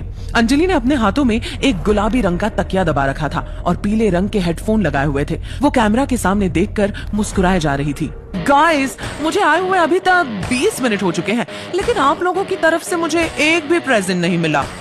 लगता है ना तो किसी को आइसक्रीम खानी है और ना ही किसी को मेरे साथ डेट पर जाना है। अब इससे पहले कि मैं लाइव खत्म कर दूं, जल्दी से मुझे इमोजी भेजो। अंजलि ने पाउट बनाकर कैमरा की तरफ एक किस उछाल दिया। उसे देखते ही लोगों के दिलों की धड़कनें थम गई थी। अंजलि पूरी क्लास में बहुत पॉपुलर थी। ऐसा कोई लड़का नहीं था जो उसे पसंद नहीं करता था। कुछ लोग तो दिल ही दिल में अंजलि को अपना दिल ही दे चुके थे। जैसे ही उसने प्रेजेंट की बात की तो किसी ने उसकी तरफ गोल्ड रिंग भेज दी, किसी ने उसके पास नेकलेस भेज दिया। नेकलेस के लिए थैंक्स मॉर्निंग स्टार, हे गोल्ड रिंग के लिए थैंक्स राइजिंग हीरो। अंजलि के पास जैसे जैसे गिफ्ट आते जा रहे थे वैसे वो लोगों को थैंक्स देती जा रही थी। ज्यादातर लड़के उसे 50 या 100 रुपए से ज्यादा का गिफ्ट नहीं दिया करते थे। जैसे ही अंजलि ने कुछ लोगों को थैंक यू बोला तभी किसी ने नीचे एक कमेंट लिखा, अंजलि तुम बहुत सुंदर हो, दिल्ली की गर्मी से भी ज्यादा हॉट। और इतने में उसे एक इमोजी मिल गया। अब गर्वित से भी नहीं रहा जा रहा था। उसने भी जोश जोश में एक 50 रुपए का नेकलेस अंजलि के कमेंट सेक्शन में डाला और नीचे अपने हैंडल फ्लाइंग फिश से मैसेज डाला, अंजलि मैं गर्वित, मैं बहुत दिनों से तुम्हारे लाइव आने का इंतजार कर रहा था। हेलो गर्वित, थैंक यू, मैं जानती हूँ तुम्हें। अंजलि का जवाब पढ़ते ही गर्वित की आंखों में चमक आ गई और उसने अपने दोस्तों की ओर देखते हुए कहा, अरे भाई लोगों, तुमने देखा अंजलि ने मेरे मैसेज का जवाब दिया। इससे पहले कि वो अपने मैसेज की पूरी तरह से खुशी मना पाता, उसने देखा कि एक लंबा सा मैसेज नीचे उसका इंतजार कर रहा था। अबे गर्वित साले फटीचर, तू कब से अंजलि को प्रेजेंट देने लगा? कहीं से चुरा कर पैसे लाया है क्या? ये मैसेज पढ़ते ही गर्वित की खुशी को मानो नजर सी लग गई थी। लकी की भौहें भी तुरंत तन गई थी। गर्वित को मालूम था कि पूरी क्लास यही थी और गर्वित को अगले दिन इस चीज के लिए पूरी क्लास में चिढ़ाया जाने वाला था। गर्वित अगर शांत रह जाता तो उसके लिए बहुत बड़ी मुसीबत खड़ी हो जाती, इसलिए उसने भी गुस्से में पलटकर जवाब देते हुए कहा, हाँ, अगर मैं गिफ्ट दे रहा हूँ तो तेरी क्यों चल रही है? तेरी बातों से गटर जैसी बदबू आ रही है। ये पढ़कर सामने वाले इंसान को और गुस्सा आया। उसने लिखा, अबे ओए बेवकूफ, पैसा जेब में एक नहीं है और अंजलि को प्रेजेंट दे रहा है। साले बाप ने पैसा फीस भरने के लिए दिया है और तुम यहाँ उससे अय्याशी कर रहे हो। और अपने पापा से न जरा तमीज से बात किया कर, वरना लैब का मेंढक बनाकर तुझे यही चीर दूंगा। इस तरह की बातें पढ़कर अंजलि भी शॉक्ड थी। उसे लग रहा था कि उसके चैट रूम का माहौल खराब हो रहा था, इसलिए उसने कहा, अगर तुम दोनों अभी के अभी चुप नहीं हुए तो मैं दोनों को बैन कर दूंगी। सॉरी अंजलि, लेकिन शुरुआत पहले इसने की थी। अबे खत्म भी मैं ही करूंगा। अंजलि, मेरी तरफ से तुम्हारे लिए ये प्रेजेंट। ये मैसेज लिखकर उस बंदे ने अंजलि की तरफ एक कार की इमोजी भेज दिया जिसकी कीमत 1000 रुपए थी। इतना सारा धन देखकर तो अंजलि की आंखें फटी की फटी रह गई थी। इतना तो वो पूरे लाइफ से भी कभी नहीं कमा पाती थी, जितना उसने एक बार में ही कमा लिया था। अंजलि ने तुरंत अपने सुर बदले और उसे थैंक यू बोलने लगी। आकाश, इतने सारे गिफ्ट देने के लिए मैं तुम्हें ढेर सारा थैंक यू बोलती हूँ। मैं सच में बहुत खुश हूँ, अंजलि ने कहा और आकाश की तरफ एक किस उछाल दिया। ये देखकर तो गर्वित ऊपर से नीचे तक सुलग गया था। उसे बहुत गुस्सा आ रहा था, लेकिन उसके पास इतना पैसा नहीं था कि वो आकाश को सबक सिखा सके। सिर्फ थैंक यू से काम नहीं चलेगा, मुझे चैट बॉक्स का एडमिन बनाओ। आकाश ने लिखा और अंजलि ने अगले ही पल उसे एडमिन बना दिया। जैसे ही आकाश एडमिन बना, सबसे पहले उसने गर्वित को ब्लॉक कर दिया। फिर उसने अंजलि की तरफ और एक गिफ्ट उछाल दिया जिसकी वजह से उसका भी मुंह बंद हो गया था। ये देखकर ना सिर्फ गर्वित को बल्कि लकी को भी गुस्सा आ गया था। अब बोलना फटीचर, क्या हुआ? पलंग के नीचे घुस गया क्या? आकाश ने लिखा और चश्मे वाला इमोजी भेज दिया। गर्वित चाहकर भी कुछ नहीं लिख सकता था। उधर प्रीतम भी ये सारे मैसेज पढ़ रहा था। भाई लोगों, हम सब एक ही क्लास में पढ़ते हैं, इसलिए किसी के बारे में इस तरह की बातें लिखना अच्छी बात नहीं है। प्रीतम ने लिखा, लेकिन उसके लिखते ही उसे भी गर्वित की तरह ही लोगों ने बुरी तरह से ट्रोल करना शुरू कर दिया था। कोई उसके कपड़ों के बारे में तो कोई उसकी सूरत के बारे में बहुत सारी बकवास बातें लिखे जा रहा था। गर्वित और प्रीतम दोनों ही गुस्से से आग बबूला हो गए थे, लेकिन वो कुछ ना तो कह पा रहे थे और ना ही कर पा रहे थे। लकी उन दोनों के इस गुस्से को अपने बिस्तर पर लेटे लेटे देख रहा था और साथ ही वो चैट रूम की सारी चैट भी पढ़ रहा था। लकी सब कुछ सह सकता था, लेकिन इस तरह से अपने दोस्तों की बेइज्जती नहीं सह सकता था। जब कमेंट्स की भरमार लग गई थी, तभी किसी ने नीचे एक कमेंट लिखा, अरे भाई देखो, किसी ने चांद का इमोजी भेजा है। उसके लिखते ही सब लोग शांत हो गए थे। एक चांद के इमोजी का मतलब था 10,000 रुपए। उसे देखकर तो अंजलि के भी तोते उड़ गए थे। इससे पहले कि वो कुछ कह पाती, किसी ने लिखा, अंजलि, ये तुम्हारा बॉयफ्रेंड है क्या? अंजलि ने मारे सरप्राइज के अपना मुंह हथेली से ढक लिया था। इधर गर्वित ने कहा, भाई, अपनी क्लास में कौन ऐसा आ गया जिसने 10,000 रुपए का गिफ्ट दे दिया? अपनी क्लास से नहीं, बाहर से होगा। अपना कॉलेज गरीब कॉलेज है और हम सब में सिर्फ आकाश के बाप के पास ही थोड़ा बहुत पैसा है। इतने में 4 और चांद चैट बॉक्स में चमक गए थे। चांद भेजने वाले ने आगे लिखा, मुझे एडमिन बनना है। अंजलि ने तुरंत आकाश को एडमिन पर से हटाया और उस लड़के को एडमिन बना दिया। वो लड़का कोई और नहीं, अपना लकी था। एडमिन बनते ही लकी ने सबसे पहले गर्वित पर से ब्लॉक हटाया। अरे प्रीतम भाई देख, इसने मुझे ब्लॉक से हटा दिया। मैं वापस मैसेज भेज सकता हूँ। Thank you admin. I want to give you lots and lots of thanks admin. लेकिन मैं जानती हूँ सिर्फ थैंक यू से काम नहीं चलेगा, इसलिए मैं चाहती हूँ कि तुम यूनिवर्सिटी आओ। मैं तुम्हें कैंपस घुमाऊंगी और खाना भी खिलाऊंगी। अंजलि का वीडियो मैसेज देखकर लकी ने लिखा, उसकी कोई जरूरत नहीं है। मैं यहाँ सिर्फ ये कहने आया हूँ कि आदमी के पास पैसा होना चाहिए, लेकिन पैसे का घमंड नहीं होना चाहिए। पैसा आज है, कल नहीं है, लेकिन हम सब कल भी इंसान थे, आज भी इंसान है और कल भी इंसान ही रहेंगे। इसलिए हमें अपने साथियों का सम्मान करना चाहिए और इस तरह से पैसों का धौंस दिखाकर किसी को दबाना नहीं चाहिए। अंजलि और बाकी के लोग पहले तो लकी के तोहफे को देखकर चौंक गए थे और फिर उसके बाद उसने जो लिखा वो पढ़कर तो वो और भी चौंक गए थे। जैसे ही उस लकी ने अपना कमेंट खत्म किया, इधर से गर्वित और प्रीतम के मुंह से एक साथ निकला, अरे वाह, क्या बात कही है। जियो मुरारी। इधर कमेंट सेक्शन में भी जो लोग अभी गर्वित और प्रीतम की टांग खींचने में लगे हुए थे, उन्होंने भी लकी की तारीफ करना शुरू कर दी थी। लेकिन किसी को इस बात का अंदाजा नहीं था कि इतने महंगे तोहफे देने वाला और कोई नहीं बल्कि लकी ही था। लकी को अंजलि या उसके लाइव होने में कोई इंटरेस्ट नहीं था और ना ही वो पसंद करता था। वो तो बस उन लोगों का मुंह बंद करवाना चाह रहा था जो प्रीतम और गर्वित के बारे में बकवास कर रहे थे। लकी देख रहा था कि बंजर जमीन जैसे उसके दोस्तों के चेहरों पर खुशी के फूल खिलाए हैं। हाँ, एक आदमी को कैसा होना चाहिए? हमारे नए एडमिन जैसा होना चाहिए। भाई ये आदमी पैसों से नहीं अनुभवों से बात कर रहा है। आपको ढेर सारे लाइक्स सर। आप उन पैसे वाले बापों की बिगड़ी हुई औलादों से 1,00,000 गुना अच्छे हो। वैसे आप बता सकते हो कि आप काम क्या करते हो? जब एडमिन की तरफ से ये सब कमेंट आने लगे तो आकाश अपने आप ही शांत हो गया था और थोड़ी ही देर में उसने चैट रूम भी छोड़ दिया था। जैसे ही उसके गायब होने का नोटिफिकेशन चैट रूम में आया तो गर्वित समेत सारे लोग उसके ऊपर हंसने लगे। अंजलि, ये चैट रूम का एडमिन कौन है? तभी अंजलि के पीछे से एक आवाज आई। अगले ही पल एक लड़की अंजलि के बगल में आकर लेट गई और कैमरा की तरफ देखकर हाथ हिलाने लगी। वो लड़की बिना कुछ सोचे ही अंजलि के लाइव में घुस आई थी। हेलो गाइस, ये मेरी फ्रेंड और मेरी रूम पार्टनर डिम्पल है। मुझे तो लगता है कि ये मुझसे भी ज्यादा सुंदर है। अब आप सब मुझसे थोड़ा सा ध्यान हटाकर इसके ऊपर थोड़ा सा ध्यान दीजिए। वैसे मैंने इसके लाइव का लिंक कमेंट सेक्शन में डाल दिया है। अंजलि ने डिम्पल का इंटरैक्शन करवाते हुए कहा। डिम्पल भी अंजलि का लाइव देख रही थी। जब उसने देखा कि उसके कमेंट सेक्शन में 5 चांद पड़े हुए थे तो उसका दिमाग खराब हो गया। वो अपने मन में इन चारों के पैसे जोड़ रही थी और अचानक से उसके मुंह से निकला 50,000। उन चांदों को देखकर डिम्पल का भी मन कर रहा था कि वो उस अमीर आदमी से मिले और बात करे जिसने अंजलि को इतना बड़ा तोहफा दिया था। लेकिन उससे पहले वो इस आदमी के बारे में जान पाती थी, इसलिए उसने अंजलि के सामने देखा और पूछा, अंजलि, तुमने मेरे सवाल का जवाब अभी तक नहीं दिया है। मैं पूछ रही हूँ कि ये आदमी कौन है? ना सिर्फ डिम्पल बल्कि सभी लोग ये बात जानने के लिए बेताब थे कि आखिर वो आदमी था कौन जिसने एक ही झटके में अंजलि के ऊपर 50,000 रुपए कुर्बान कर दिए थे। अंजलि ने डिम्पल की ओर देखा और कहा, मुझे भी नहीं पता कि ये कौन है। नाम तो मुझे भी नहीं मालूम है और देखने से भी ऐसा ही लग रहा है कि ये सर मेरे लाइफ पर आज पहली बार आए हैं। सर, आप अभी भी हो या गए? अंजलि ने पूछा और इतने में उधर से लकी का हाँ का मैसेज कमेंट सेक्शन में आ गया। उसका कमेंट पढ़ते ही डिम्पल भी मारे खुशी के पागल हो गई थी। डिम्पल को भी नहीं पता था कि एडमिन कोई और नहीं बल्कि लकी है। डिम्पल ने फौरन ही एडमिन को इम्प्रेस करने के लिए कहा, सर, आप सच में बहुत ही कूल हो। मैं तो आपकी फैन हो गई हूँ। आपने मेरी दोस्त अंजलि को 5 चांद दे दिए। ये तो सच में बहुत कूल है। वैसे मैं आपको बताना चाह रही थी कि मैं भी अपना खुद का लाइव शुरू करने का सोच रही थी, तो क्या आप मेरे लिए भी लाइव से जुड़ेंगे? प्रॉमिस, मैं आपको अंजलि से भी अच्छा रिटर्न गिफ्ट दूंगी।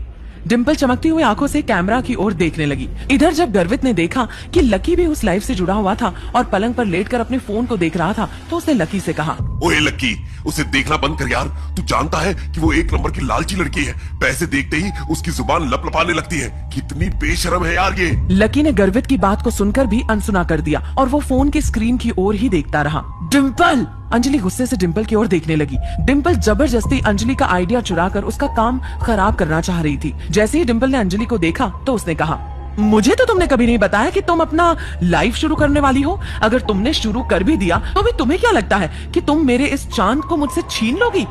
डिम्पल ने अंजलि की बात नहीं सुनी और कैमरे में देखते हुए बोली, सर, मैं भी अभी तक सिंगल हूँ और मुझे आज तक कोई आपके जैसा बंदा नहीं मिला। मिल भी कैसे सकता था? आप जैसे तो सिर्फ आप ही हो ना। अब अगर आपको भी कोई मेरी जैसी बंदी ना मिली हो तो हम लोग मिल सकते हैं, एक दूसरे को जान सकते हैं। सर, आपका तो पता नहीं, लेकिन मुझे तो आपसे मिलने की बहुत ही एक्साइटमेंट है। डिम्पल ने शर्म के मारे अपने गालों को लाल कर लिया। ये डिम्पल की कला थी, वो जब चाहे अपने चेहरे का रंग बदल सकती थी। जैसे उसने ये बात कही, नीचे किसी ने कमेंट किया, क्या कहा तुमने? तुम सिंगल हो? उसे पढ़ते ही डिम्पल एक बार के लिए बैकफुट पर आ गई थी, लेकिन सिर्फ उस चांद वाले आदमी का अटेंशन लेने के लिए उसने अपने आप को कैमरे पर सिंगल बता दिया था। और अगर वो चांद वाला आदमी उसमें इंटरेस्ट दिखाता तो वो उसके लिए सच में सिंगल भी हो जाती। वो सिर्फ एक ही चीज देखती थी, पैसा। ये लड़की पैसों के अलावा और किसी की सगी हो ही नहीं सकती, प्रीतम ने कहा। लकी ने उसकी तरफ देखा मगर उसकी आंखों में कोई गुस्सा नहीं था। हाँ, मैं अभी तक तो सिंगल ही हूँ और आज तक मैंने किसी को अपना बॉयफ्रेंड बनाया भी नहीं है। अरे दीदी, क्या बात कर दी। एक लड़के ने नीचे लिखा, और चौंकने वाले इमोजी चिपका दिए। अंजलि के चेहरे के भाव भी उस इमोजी जैसे ही हो गए थे और उसने डिम्पल की ओर देखते हुए पूछा, कैसी बात कर रही हो डिम्पल? सबके सामने लाइव आकर झूठ? पूरी क्लास जानती है कि अभी अभी तुम्हारा लकी के साथ ब्रेकअप हुआ है और पूरी क्लास ये भी जानती है कि तुम आजकल राहुल के साथ घूमती हो। अरे तुम भी कुछ भी बोल देती हो अंजलि। मैं और राहुल तो बस अच्छे दोस्त हैं और इसके अलावा और कुछ नहीं है। हम सिर्फ साथ में हैंग आउट करते हैं। और जहां तक बात रही लकी की, तो वो तो बेचारा इतना गरीब है। मैं तो सिर्फ उसकी पढ़ाई में हेल्प करती थी। कभी उसे कोई टॉपिक समझा देती तो कभी उसे नोट्स दिलवा देती। हाँ, जब उसे भूख लगती तो हम लोग साथ में गोलगप्पे खाने चले जाते थे।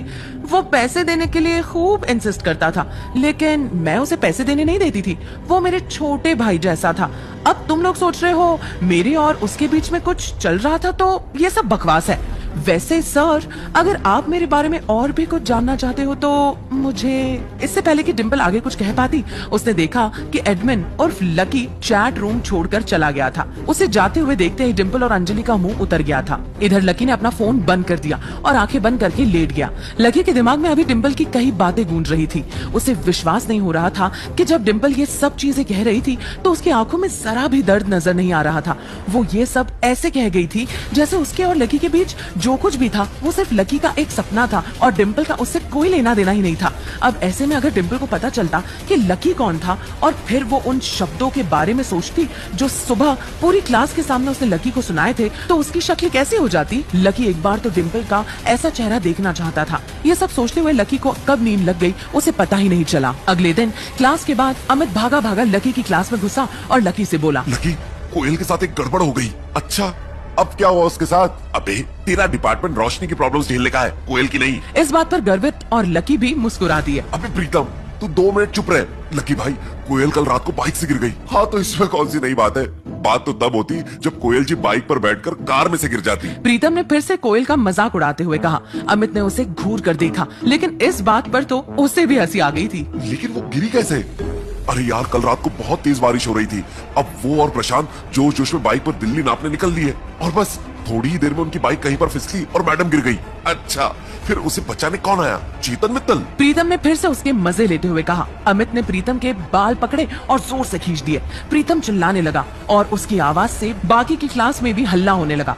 इसलिए अमित ने उसके बाल छोड़े और लकी की ओर देखते हुए बोला, मैं अभी मैदान के आउटर एरिया में प्रैक्टिस कर रहा था तो रोशनी का फोन आया। उसने बताया कि प्रशांत कल रात को कोयल को अपने साथ बाइक पर ले गया था और दोनों गिर पड़े। फिर कोयल को अस्पताल लेकर गए। रोशनी और बाकी लोग तो सुबह जल्दी ही उससे मिलने के लिए अस्पताल में चले गए थे और उसने कहा कि हमें भी उससे मिलने के लिए आना चाहिए। अमित ने एक ही सांस में अपनी बात खत्म करते हुए कहा।